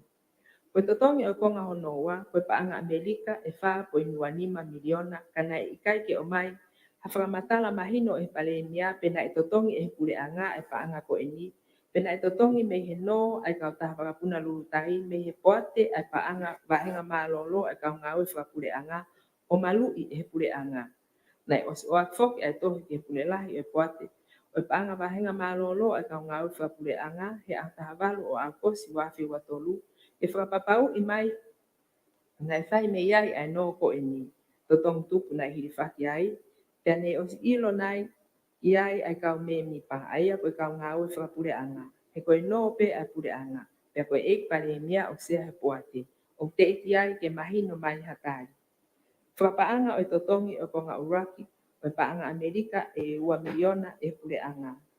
I he mahino koe pure anga na ane whai e whakapaanga o totongi o konga uraki o whakapuna fo o koe paanga Amerika e ua miliona. I aho wahiva o me wafi wa tolu. Kai mau e ka tahveling i aho uraki o sune wafi wa tolu. O whehu ia lewa e tunga whakalao o totongi ko e ni e pure anga. Koe uhi na te eke wahe i hapaanga pehea i he estimeti. Wafi woua, wafi wa tolu. Whakatatau ki he lao. Yono pule i ai paanga e pure anga. O tutuuni e kupuhiva, kupsi uraki o pehe. Ko pau e ikai ke whakamolek ha paanga e pure anga. Tuku kehe. Ka pau ko whakamawhai i a whakamore ko ia e halao ke whakahuat e paanga ke ngai ngau e pure anga. O whakatatau ke kupsi i ua. Te tuku kehe ka pau ko ha whakamore whakalao. O puhinga whoki eni ki hono ngā we ake e paanga whakaloto whonua. Local fund e pure anga. Ke hatotong o whakamore. Ka koe whakamatala me minista paanga ke wharearea. Nā ne pehe. Nai whakapaanga e pure anga e totong ko ini me he paanga nei o mai me he paanga e pure anga Australia. Ke whakatau mai ake e wakapuna. Ka pau koe mooni e whakamatala ko ini. Te aku alu lewa e whia mao whakalao ke he kupuhiva kupsi nima o lau ke hono pure i a paanga e pure anga aia o pehe. Koe ngai paanga tokoni o mao mai hiri hono tari a lau whakanganga ke whakahua te paanga e pure anga ke ngau e pure anga. Ko pau ke whakahu ia ke ngai vouti o kau ki ai. O ikai toi whia mao e whangofua e whalea lea. O tau mua e kupo ni ke ngai poloseki o whakapaanga e hatokoni me tua pure anga. Te hataha tokoni me tua petona. Na ikai ke whaiha ilo ki ai. E ngani whakahoko i he tau whapaanga fo ou. I he taimi ne teu ai a estimeti pe ke whakahu ke whalea lea. O kuhinga pe e whakaatama ke ko e ni me he whia mao ke uraki tali approved e whalea lea. O hange ko kupuhiva kupsi uraki. Ko uhi ke oa e tolo i ha whakahoko. Mo ngā we i ha polosekta e amenikina unforeseeable peheni. Ko uhi ko hatapuni e whalea lea. Kau te kia ke o mai e pure anga ai ha whakamooni. Koe paanga na ngā ue aki ke totongi o konga uraki o paanga i ua miliona Amerika. Koe paanga me pure anga Australia. Tene o mai ke pure anga tonga i he tau mua ke whakapaanga aki e whakatau e wakapuna fo au ai kau taha lulu tai. Nai ave whokpea mo i tohi ke tala whikaulahi Australia ki tonga. Ke a tahavalo o a kosi wafi wa tolu ke whakapapau i a me ani. Pea mo i tokoni Australia kono teu o i wakapuna Twin Otter i Kearns, Queensland. Ke o mai ki tongani.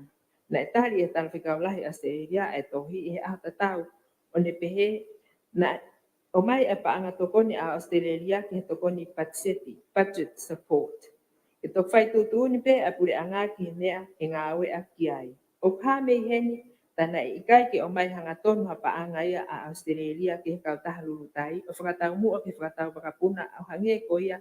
Na whakaha e ek tokoni pale mia ki wharearea i a tahawha o au kos wa whiwa tolu. O paanga ko toa peo o mai ki pure anga o kau kia e paanga tokoni donor funds. O klawia ko paanga e pure anga pe public fund. Te kohono ngā we aki. O tutunja e kapneti i fotu administra paanga. Kapau ko paanga ko ia o tok mai i hiri hono pasi o estimeti i wharealea. Te o ngari malawa ke whakangofua eni i kupuhiva kupsi nima o lau ke paanga. Kono totongi ato e paanga ko ini a pure anga ke kautah bisnis a pure anga o hange ko kautah lulutai. O whakafoia i he vouti a whare paanga o pui ko totongi inasi equity payment. Pea e ave ai sirini ke kautah lulutai. Pea tok whailewa e kautah lulutai e totongi ati he kautah veiling. Ka pau na whakahoko eni ko pau ne o totongi pe e whare paanga ia e paanga e ua miliona Amerika i ne wafi wa tolu. Ka tok whai e totongi e totongi e lulutai i a wahiva o me ke kautah veiling.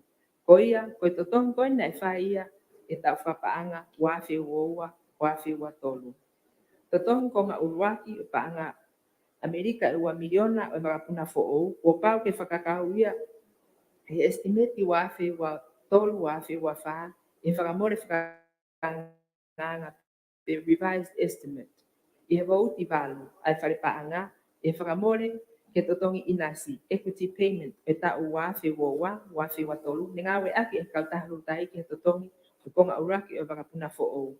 O mahino ko totongi ne fai e fare paanga ke paanga Amerika e 1 miliona na e fai ia ke kautahalu tai he ta'u whapaanga po osi wafe watolu ko whakalahi ano inasi sea lolotonga increasing existing shareholder shares.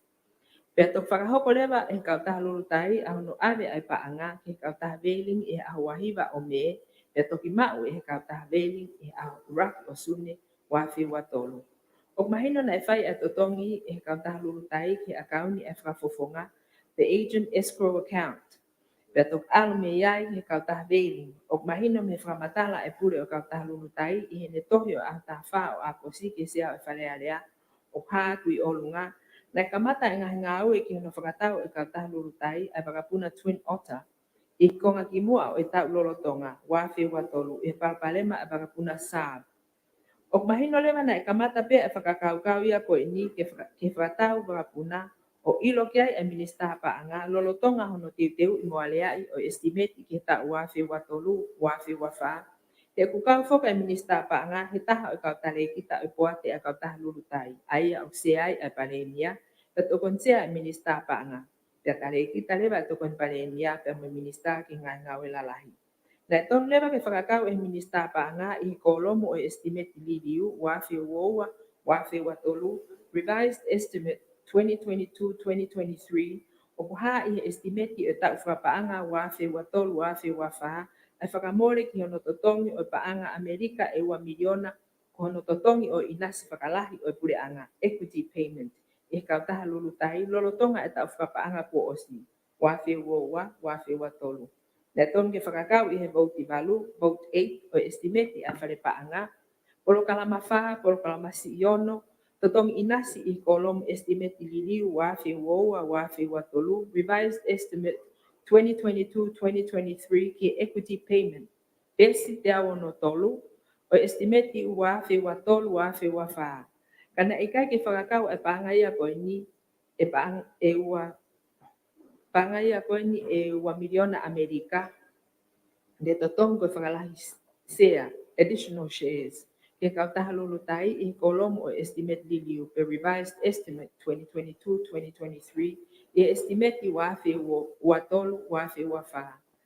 Kono tai whakakau e paanga po ini e 1 miliona Amerika i whamore ki estimate liliu wanoa woa, wanoa watolu revised estimate 2022-23 o tai whakalao lewa e matala ke lahi o paanga ko ilo e totongi i e tau whapaanga wafi woa watolu.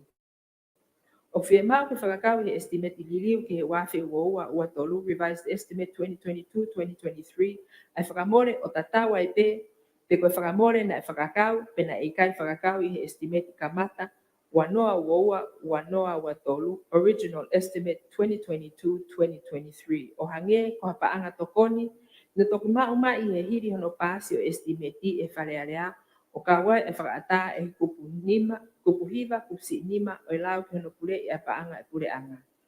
Aia kua pau ke whakakau i estimate liliu wanoa woa watolu revised estimate 2022-23 a totongi inasi equity payment. Paanga e 1 miliona Amerika e pule anga ki kautaha lulu tai ke tau whapaanga wanoa woa watolu o whakakau i estimate wanoa watolu. O whakakau mau pe i estimate o tau whapaanga fo o kotoa pe, hange ko estimate o wanoa watolu, wanoa wafa, e estimate kamata o tau kua osi, wanoa woa, wanoa watolu, original estimate 2022-2023. Estimate liliu wanoa woa watolu revised estimate 2022-2023. Whakamore whakaanganga ke wanoa wataha woa provisional expenditure 2021-2022. Pea moe estimate wanoa watolu wanoa wafa o tau whakapaanga kahoko. Ko whonga ngā ue eni ko tau hi mai i ngahi tau lahi o laka haki tau e wanoa o whilawe i mga whakamatala o whakakau i estimate whakatau e pure anga. O hawhoki he kupu walu o lau, ke ono pule e paanga e pule anga, te pehe ke kupua e ngai tutuuni ke ngai paanga hu mai e pule anga, e whakamatala ke asi e estimate e pule anga. Aia, ko Ko ikai ke whakakau i he estimate i liliu ua noa uoua ua tolu revised estimate 2022-23 ai paanga Amerika e ua miliona i he estimate o ua noa ua tolu ua wha. O kune ta kala e whalealea mo kakai o whonua i he ikai ke whakaha e paanga ko ini ke ilo kiai e whalealea i hono alea i o estimate i ua noa ua tolu ua noa ua wha. Te pehe foki ke ikai ke whaipau ke he lao mo ngai tutuni ngā aue i hono whakakau e ngai whakamatala ko tutuni e lao ke whakakau i he estimate whakatau ai pure anga.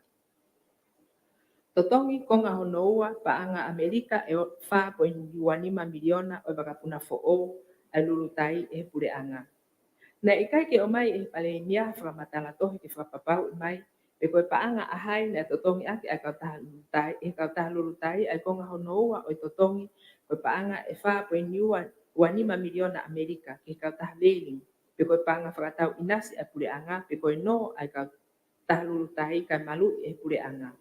Kapau na totongi ai ko ngawa, paanga e 4.25 miliona Amerika o wakapuna fo'o ko whakapaanga ai pure anga o tatawa e pe koe ngawe ako e paanga tokon mi Australia pe koe paanga whakalot whanua local fund.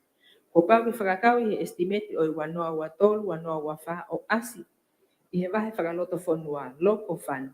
Ko pau ke whakakau i he estimate i wanoa ua tolu, wanoa ua wha o asi i he wahe valu o estimate i apot ngawe paanga i he polo kalama wha. Oro kalama si i ono koe totongi inasi equity payment. Peste au ono tolu o estimate i wafe wa tolu wafe wa wha. Kono huhinga na tonu ai ke whakakau e paanga koe ni e estimate i wanoa wa tolu wa wha. E na e os ilope e minista paanga he lolotonga. He lolotonga ono teu i moalea i o estimate i wanoa wa tolu wanoa wa wha. E whakahoko ai totongi o ko ngā uruaki o paanga Amerika e ua miliona i tau whakapaanga wanoa uoua wanoa ua tolu. Pea koe konga honoua paanga e 4.25 miliona Amerika i tau whakapaanga wanoa ua tolu wanoa ua wha. O kos mahino e taim ke whaia e totongi o paanga ko e ni. Pea moe mauanga paanga e whai ako no totongi o ongo totongi e ua whatou os. E ikai lewa ki ngawe aki ai kupu. Hiwa kupsi nima o lao pia no pule o paanga e pule anga ke whai toi toi ai. Whakatonuhia i ai kai ke whakakau i he estimate i wafi wa tolu wa wha, ke ku os ilo i ai whakamore ku os whakahoko, pia mo whakamore ke whakahoko, he tau whakapaanga fo'ou, pia mo hono whakapaanga. O mau i lewa ai kupu hiwa kupsi uraki o lao pia no pule i o paanga e pule anga, ki hano totongi o paanga Amerika e 4.25 miliona, aki ai paanga e pule anga. Fefe kapau ne totongi ai konga honoa, paanga Amerika 4.25 miliona, o wakapuna fo'ou, ake ai paanga na no borrowing e kautaha lulutai, me kautaha kehe hangi koe poate o paanga wahenga malolo e kau ngau whapule anga, pia malui e pule anga tonga. O toi mau i pe e pule anga, e lau ki hono pule i ai paanga e pule anga, kapau koe paanga na totongi ake ai konga honoa o wakapuna fo'ou koe paanga no borrowing, e kautaha lulutai, meha kau taha hange koe poate e paanga wahenga malolo e kau ngau whapure anga. Pea malu e pure anga tonga. Koe kup tol taha kup si iua o lau ke no pule e paanga e pure anga o pai. Ko pau ke minista paanga ke ne whakahaha malu e whakapapau ke malu ke whalealea i loto i aho e wavalu pe. Ka pau uku ikai ke ngau e whalealea i kamata anga o to whalealea hono hoko. O mahino koe whakatau rapuna na o si alea i pe ia i konga kimua o tau. Wafi woa watolu.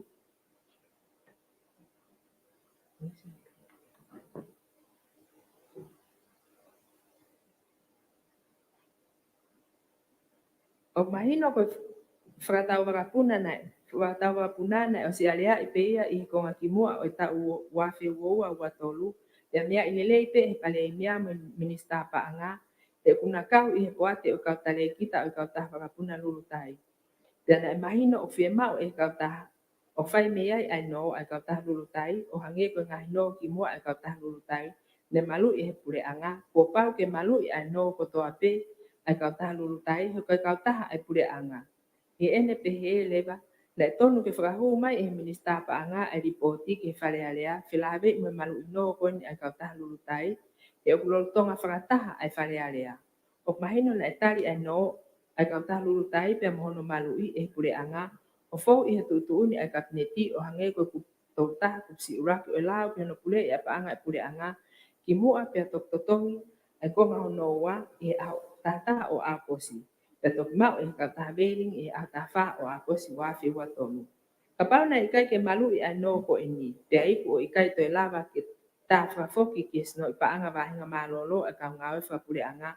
Pe hoko lewa o more ai paanga ai kau meni pa. Aia ko kau ngawe whapule anga.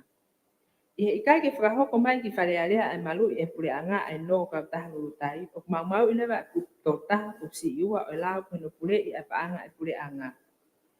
I kai ke whakakau e whakamatala estimate i wanoa watolu wanoa wawha. Ha whakamatala ke whakatau whakapuna fo o ai kau taha lulutai. Neongo ko ostotongi ai konga uruaku e whakapuna. Pea ku takhala i ai wharearea mo kakai o tonga.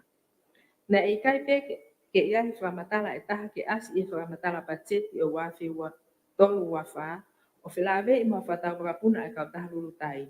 Neongo na o whakahoko e whakamore e puri anga ki hono totonga e konga uruaki koe paanga e ua miliona Amerika. Pea ilo kiai e pareimia me minista paanga he okuna ukau he tare kita e poate o kau taha whakapuna lulutai.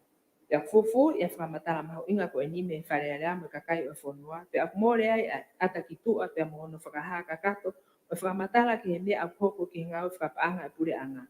O monuka heni ai kupni mataha e koni stutone, ai fie maa o ke tariu e pure anga ke wharearea ki hono ngawe aka e paanga e kakai o whonua. O kuni whakatupuna heni ai mole ai whalala ki whaahinga whakamatala, o whakahoko e pure anga ke wharearea mo kakai he o ikai peke o mai whakamatala kakato to tonu mo mooni, ke mea o hoko whilawe i mo ngawe e pure anga ki hono tokanga i lelei e paanga e whonua o kunau taui whakasetuata. Ikai ke tari ato he whehu i ke he pare mia o ahatafa o maasi wa whewa tolu. Whilawe i mono whiema o whakamatala paanga e kau taha lurutai ki ta wanoa wataha wowa moe wanoa wowa watolu. Ka moe palani e pure anga ki kau taha lurutai ki ta wanoa watolu wafa. Te pehe mo to he whehu i ke ikinista paanga o ahatafa o maasi wanoa watolu. Ki lahi o paanga ne totongi atu e pure anga ki kau taha lurutai. I tau wanoa wataha wowa, moe wanoa wowa watolu. Nai os o atu ato he whehu i e hatafa o maasi wanoa watolu ke ikpalemia, aya auksea i he poati e kau taha wakapuna lulutai. Ki o mai whamatala paanga ke ngawe e kau taha, talum me he ene kamata. Ngawe o kawai e tau whapaanga wanoa wataha wowa, moe wanoa wowa watolu. Pia pehe ke hapalani e pure anga ke kau taha lulutai, i tau whapaanga wanoa watolu wafaa.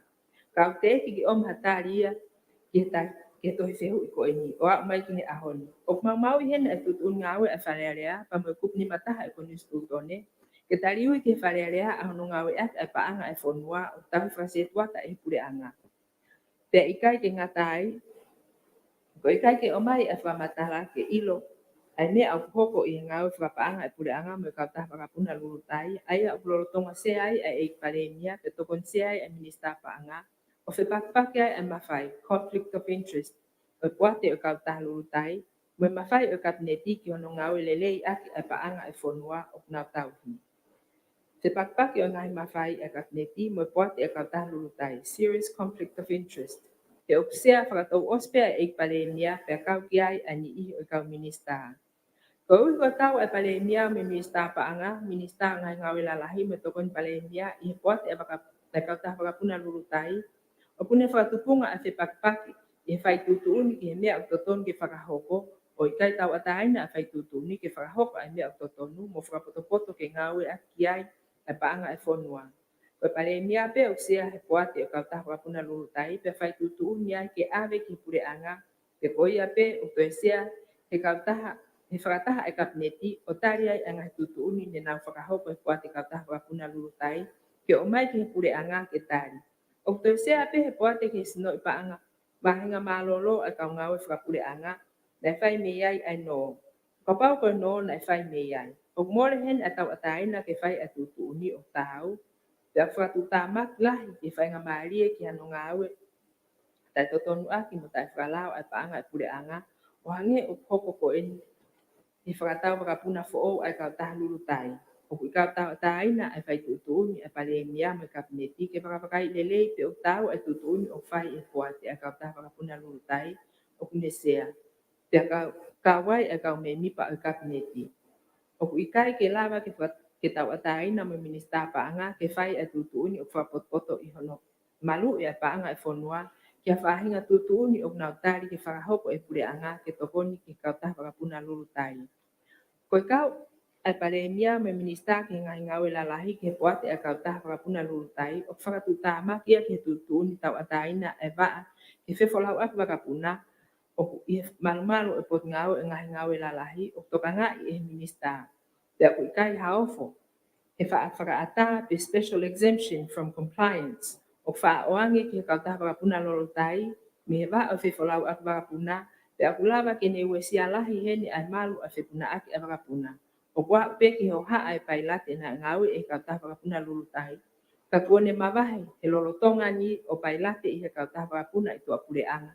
Ki he lahi o ikai whaipau non-compliance e kautahani ke whemau ai lao ke whewholau atu whakapuna Piane pehe, koe mālo pehe a kei hao te eki ke hoko hawhatu tā maki, ke more ai ha mo ui e whola whakapuna whakanot whonua ai kautaha whakapuna lulu tai. Mau lao koe te eki ke whakakau ai kautaha whakapuna lulu tai i he lao ki ngai business a pule anga. Koe ngai whepakipaki ulolo tonga hoko i he hoko ai pale mia mo i ka minista koe poate i kautaha whakapuna lulu tai Mona te fai tutuuni me tafaaki a pule anga o whema ule ke whei mo whakakau e kautaha lulu tai i ngai business a pule anga o i he lao ki ngai business a pule anga. Nai whao e lao ki ngai business a pule anga ki alu lewa ki ai a ngai kautaha business a pule anga e osi hono whakotu. Koe osi le tau e tolu mo i kei tuku pe a kautaha whakapuna lulu tai ia i tua o le sisita pe i lao ki ngai kautaha Company Act. O whai ai pe a ngā aue ia o toi i malu i o lao o ngahi kautaha o a upe eni ke tutuuni ke whakatau e whakapuna fo o lulu tai ka ikai whakahoko mai i he estimate i wanoa wa tolu wanoa wa wha. Te ikai ke whakahaa mai ke wharea lea pe o malu i e pule anga hano e kautaha whakapuna lulu tai. Whakatatau mono fiema o kutotaha o lao ke pule o paanga e pule anga. Ka tok whakahaa mai pe ke wharea lea e pare mia Tuunga i he whakotuuni a ka whafofonga o kakai ke ta ofi whakatau whakapuna a ka taha whakapuna lulu tai. Wesia o tuunga whakapaanga whakalukfua e pule anga i he ngawe a ka taha whakapuna lulu tai. E hoko koe parapare malahi i ha more a paanga e pule anga i ha tutuuni tai whakapoto ke paanga ke watu me pule anga ke ka taha whakapuna lulu tai ko uhi ko kau e pare mia pe toesia i he kapneti te mo ka taha whakapuna lulu tai. O he tuunga whakatutama ke tuunga whakapaanga e pule anga he lahi e whima amokaki he patseti ke paanga ngāwe o i he paanga e tau noa miliona i tau whakapaanga lolotonga wanoa wa tolu, wanoa wa wha. Te hea upe e whima amokaki ke paanga e walwha miliona i he tau i tolu ka hoko mai me wanoa wa tolu wa wha ke wanoa wa nima, wanoa wa ano. Te whawhalala ke whapaanga aki ai no whakaloto whonua pe me he IMF. Te mohono ngāwe aki ai paanga mohe e pule anga o a uke hatu unga e wawe ha ane osi. Te ikai ha paanga tari whawhi unga e toi ke kahau e lahi hono ngahi pore. Ngai whamooni ke makatu unga whikatolu, uraki, tohi e pule ngāwe e kautaha whakapuna lulu tai mo tohi e pule paanga ke ngahi kautaha o veiling o e ahutaha wha o a kosi wafi wa tolu. Ua, tohi whehu i ke pule lahi, sino i paanga maalolo e kau ngawe whapule anga au tahawalu o a kosi wafi wa tolu. Tohi whehu i ke tala whikau lahi a Australia ki tonga au tahawalu o a kosi wafi wa tolu. Wha, tohi tari me tala whikau lahi a Australia ki tonga au tahawalu o a kosi wafi wa tolu. Tali, tolu koe ni taha. O ku whalao pe ngahi ngau e nei whahoko ki he whatau inasi ai pule anga i kau taha lulu tai, ai kia ngahi uhinga koe ni. Tolu koe ni wa. Na e whatau inasi share ai pule anga me he kau taha whapuna lulu tai o ikai koha ane pule anga whatau whapuna. Koe paanga nai ngawe aki ki whatau inasi ko e ni, koe paanga pe ia ai pule anga, whafau me he paanga tokoni ki he patseti, e taha o ni ngahi hoa tokoni langa whalakalaka. O tui e pule anga koe inasi mahu inga eni, ke whahoko aki e ngahi ngā ue e kau taha lulu tai ke whalau aki wakapuna whaloto whanua. Tolu koe ne wha, hange koe ne haatu i olunga, koe kau taha wakapuna lulu tai, koe kau taha company, ma waheia me he pule anga, separate entity, Ka wikai koe kautaha business e pule anga public enterprise. Koe pule anga o kune maua inasi lahi taha shareholder i he kautaha wakapuna lulutai. Tolu poine nima, na ngawe aki e pule anga a hono tuunga mo hono iwi alea, ke mau hanga hi tokoni fa teknikale, mo fa paanga koe uhi hono fatongia mahu inga ki he kakaya e fonua, i he whefolau aki wakapuna whaloto fonua, ai au whahoko e kautaha wakapuna lulutai.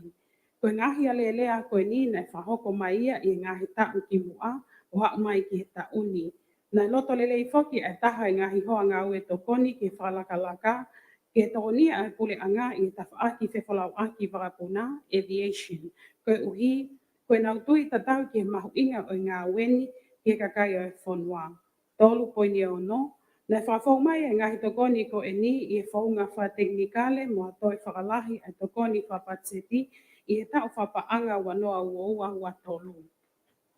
Tolu poine fitu, na e mahu inga ia au pito ki he pule anga ke malawa o whahoko e whewhalau aki wakapuna. Whaloto whonua hilianga e ngahi taimi na i kai malawa ke whahoko ai e se vesi koe ni i he konga ki mui o ta wanoa uoua mo konga ki mua o ta wanoa wa tolu. Na hoko lewa ai paanga whalahi ke patseti koe tokoni ki he whakaukauni.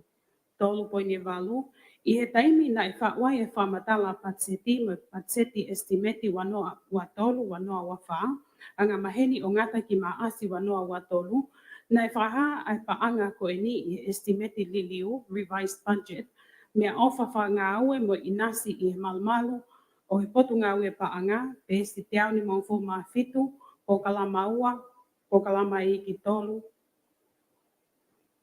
I he konga ki mui o me wanoa wa tolu, na e whapapau i e pule anga koe whaunga tokoni ke hake aki i a te whanau aki wapuna whaloto whanua, ke whawhau i e whatau ha inasi shares me he kautaha lulutai, kai i kai koha ave pe koha paanga tokoni grant ke kautaha.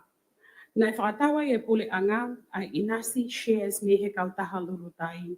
Tolu poini hongo fulu, o ku kei mau inga ia pēha e pule anga ke ne whapapau i o whahoko lelei mo malu ai whewhalau aki wapuna he o tutongani. Koe tahai ai ngahi makatunga lahi na e whalahi e pule anga, a hono inasi ke tokoni ki hono whotu ngā ue ai kautaha wakapuna lulutai. Tolu poine tahataha, o tui whoke e pule anga koe investment ni matu aki ahonga eni o ikai ngata pe i he whahoko e whewhalau aki whaloto whonua, kai tokoni ke tuunga wha ekonomika e whonua mo tuunga wha paanga ai pule anga. Katoa ai ngahi ngā ue koe ni o maai lelei kotoa ki kakai o whonua. Tolu poine tahawa, kua ha mahino eni i lahi au pito e whewhalau aki wapuna whaloto whonua ho tau kakai, pia mui kau a ahi mei muli, i ngahi mahina mai koe ni. O kune whakaha i ai ai whalala mui poupou ai whonua, mui ngahi whanua me tua puli anga ki ngahi ngā ue mahu ingani. Tolu poine taha tolu, i he taim tatau na whatonga i e pule anga ai tūtu uni. Ai ai kabineti ke kei whahoko a hono wakai i waofi o he whotūtū mo e palani o hala whanonga o e kautaha i he kaha o. Tolu poine taha wha, lo tonga i ngahi whotūtū ke wakai i ai whaunga mo e whaunga ngā ue e kautaha o si o whaki ki he kaha o. O tui malohi ai pule anga o ku kei tau mo whapoto ke ne tataki ai ngahi ngā ue ma ai kakai o whanua. Tolu poine taha nima, o tau kei i e tuunga whaake ake me ngahi whaingata a whaina tulahu mo ngahi ta ahu wha ekonomika wha maman lahi, o tatau i e pule anga mo business i tau taha. O kutui e pule anga kato hiri whaki atu a ngahi mawhatu ki tukini ki a business i tau taha lotonga e taimi whaingata lahi me whaake ake, e ikai whapoto ki he kau taha kuia. Ka koe whaloloma he taimi e wesi ai, hono whahoko i whatongia whiwhalau aki wapuna whaloto whanua ma ai kakai katoa. Ko ia ai o kutui pe ai pule anga, ko hono whatongia to tonu, lotonga e taimi whaingata ani, ke keito o whohe he whatongiani. Whamo oni, taha whaloma, estimeti o wanoa wa tolu, wanoa wa wha, pe esti te au ni maufu mawhitu, po kalama wa, po kalama iki, whika tolu, taha nima, 2x. Mea ofa wha ngāue, mo inasi I malmalo e pot ngāue paanga, ua noa ua tolu, ua noa ua wha. Maro te whangata I kalake, hoi ki koe ke tau taimi, te toro e whare ki he wā. Mo mea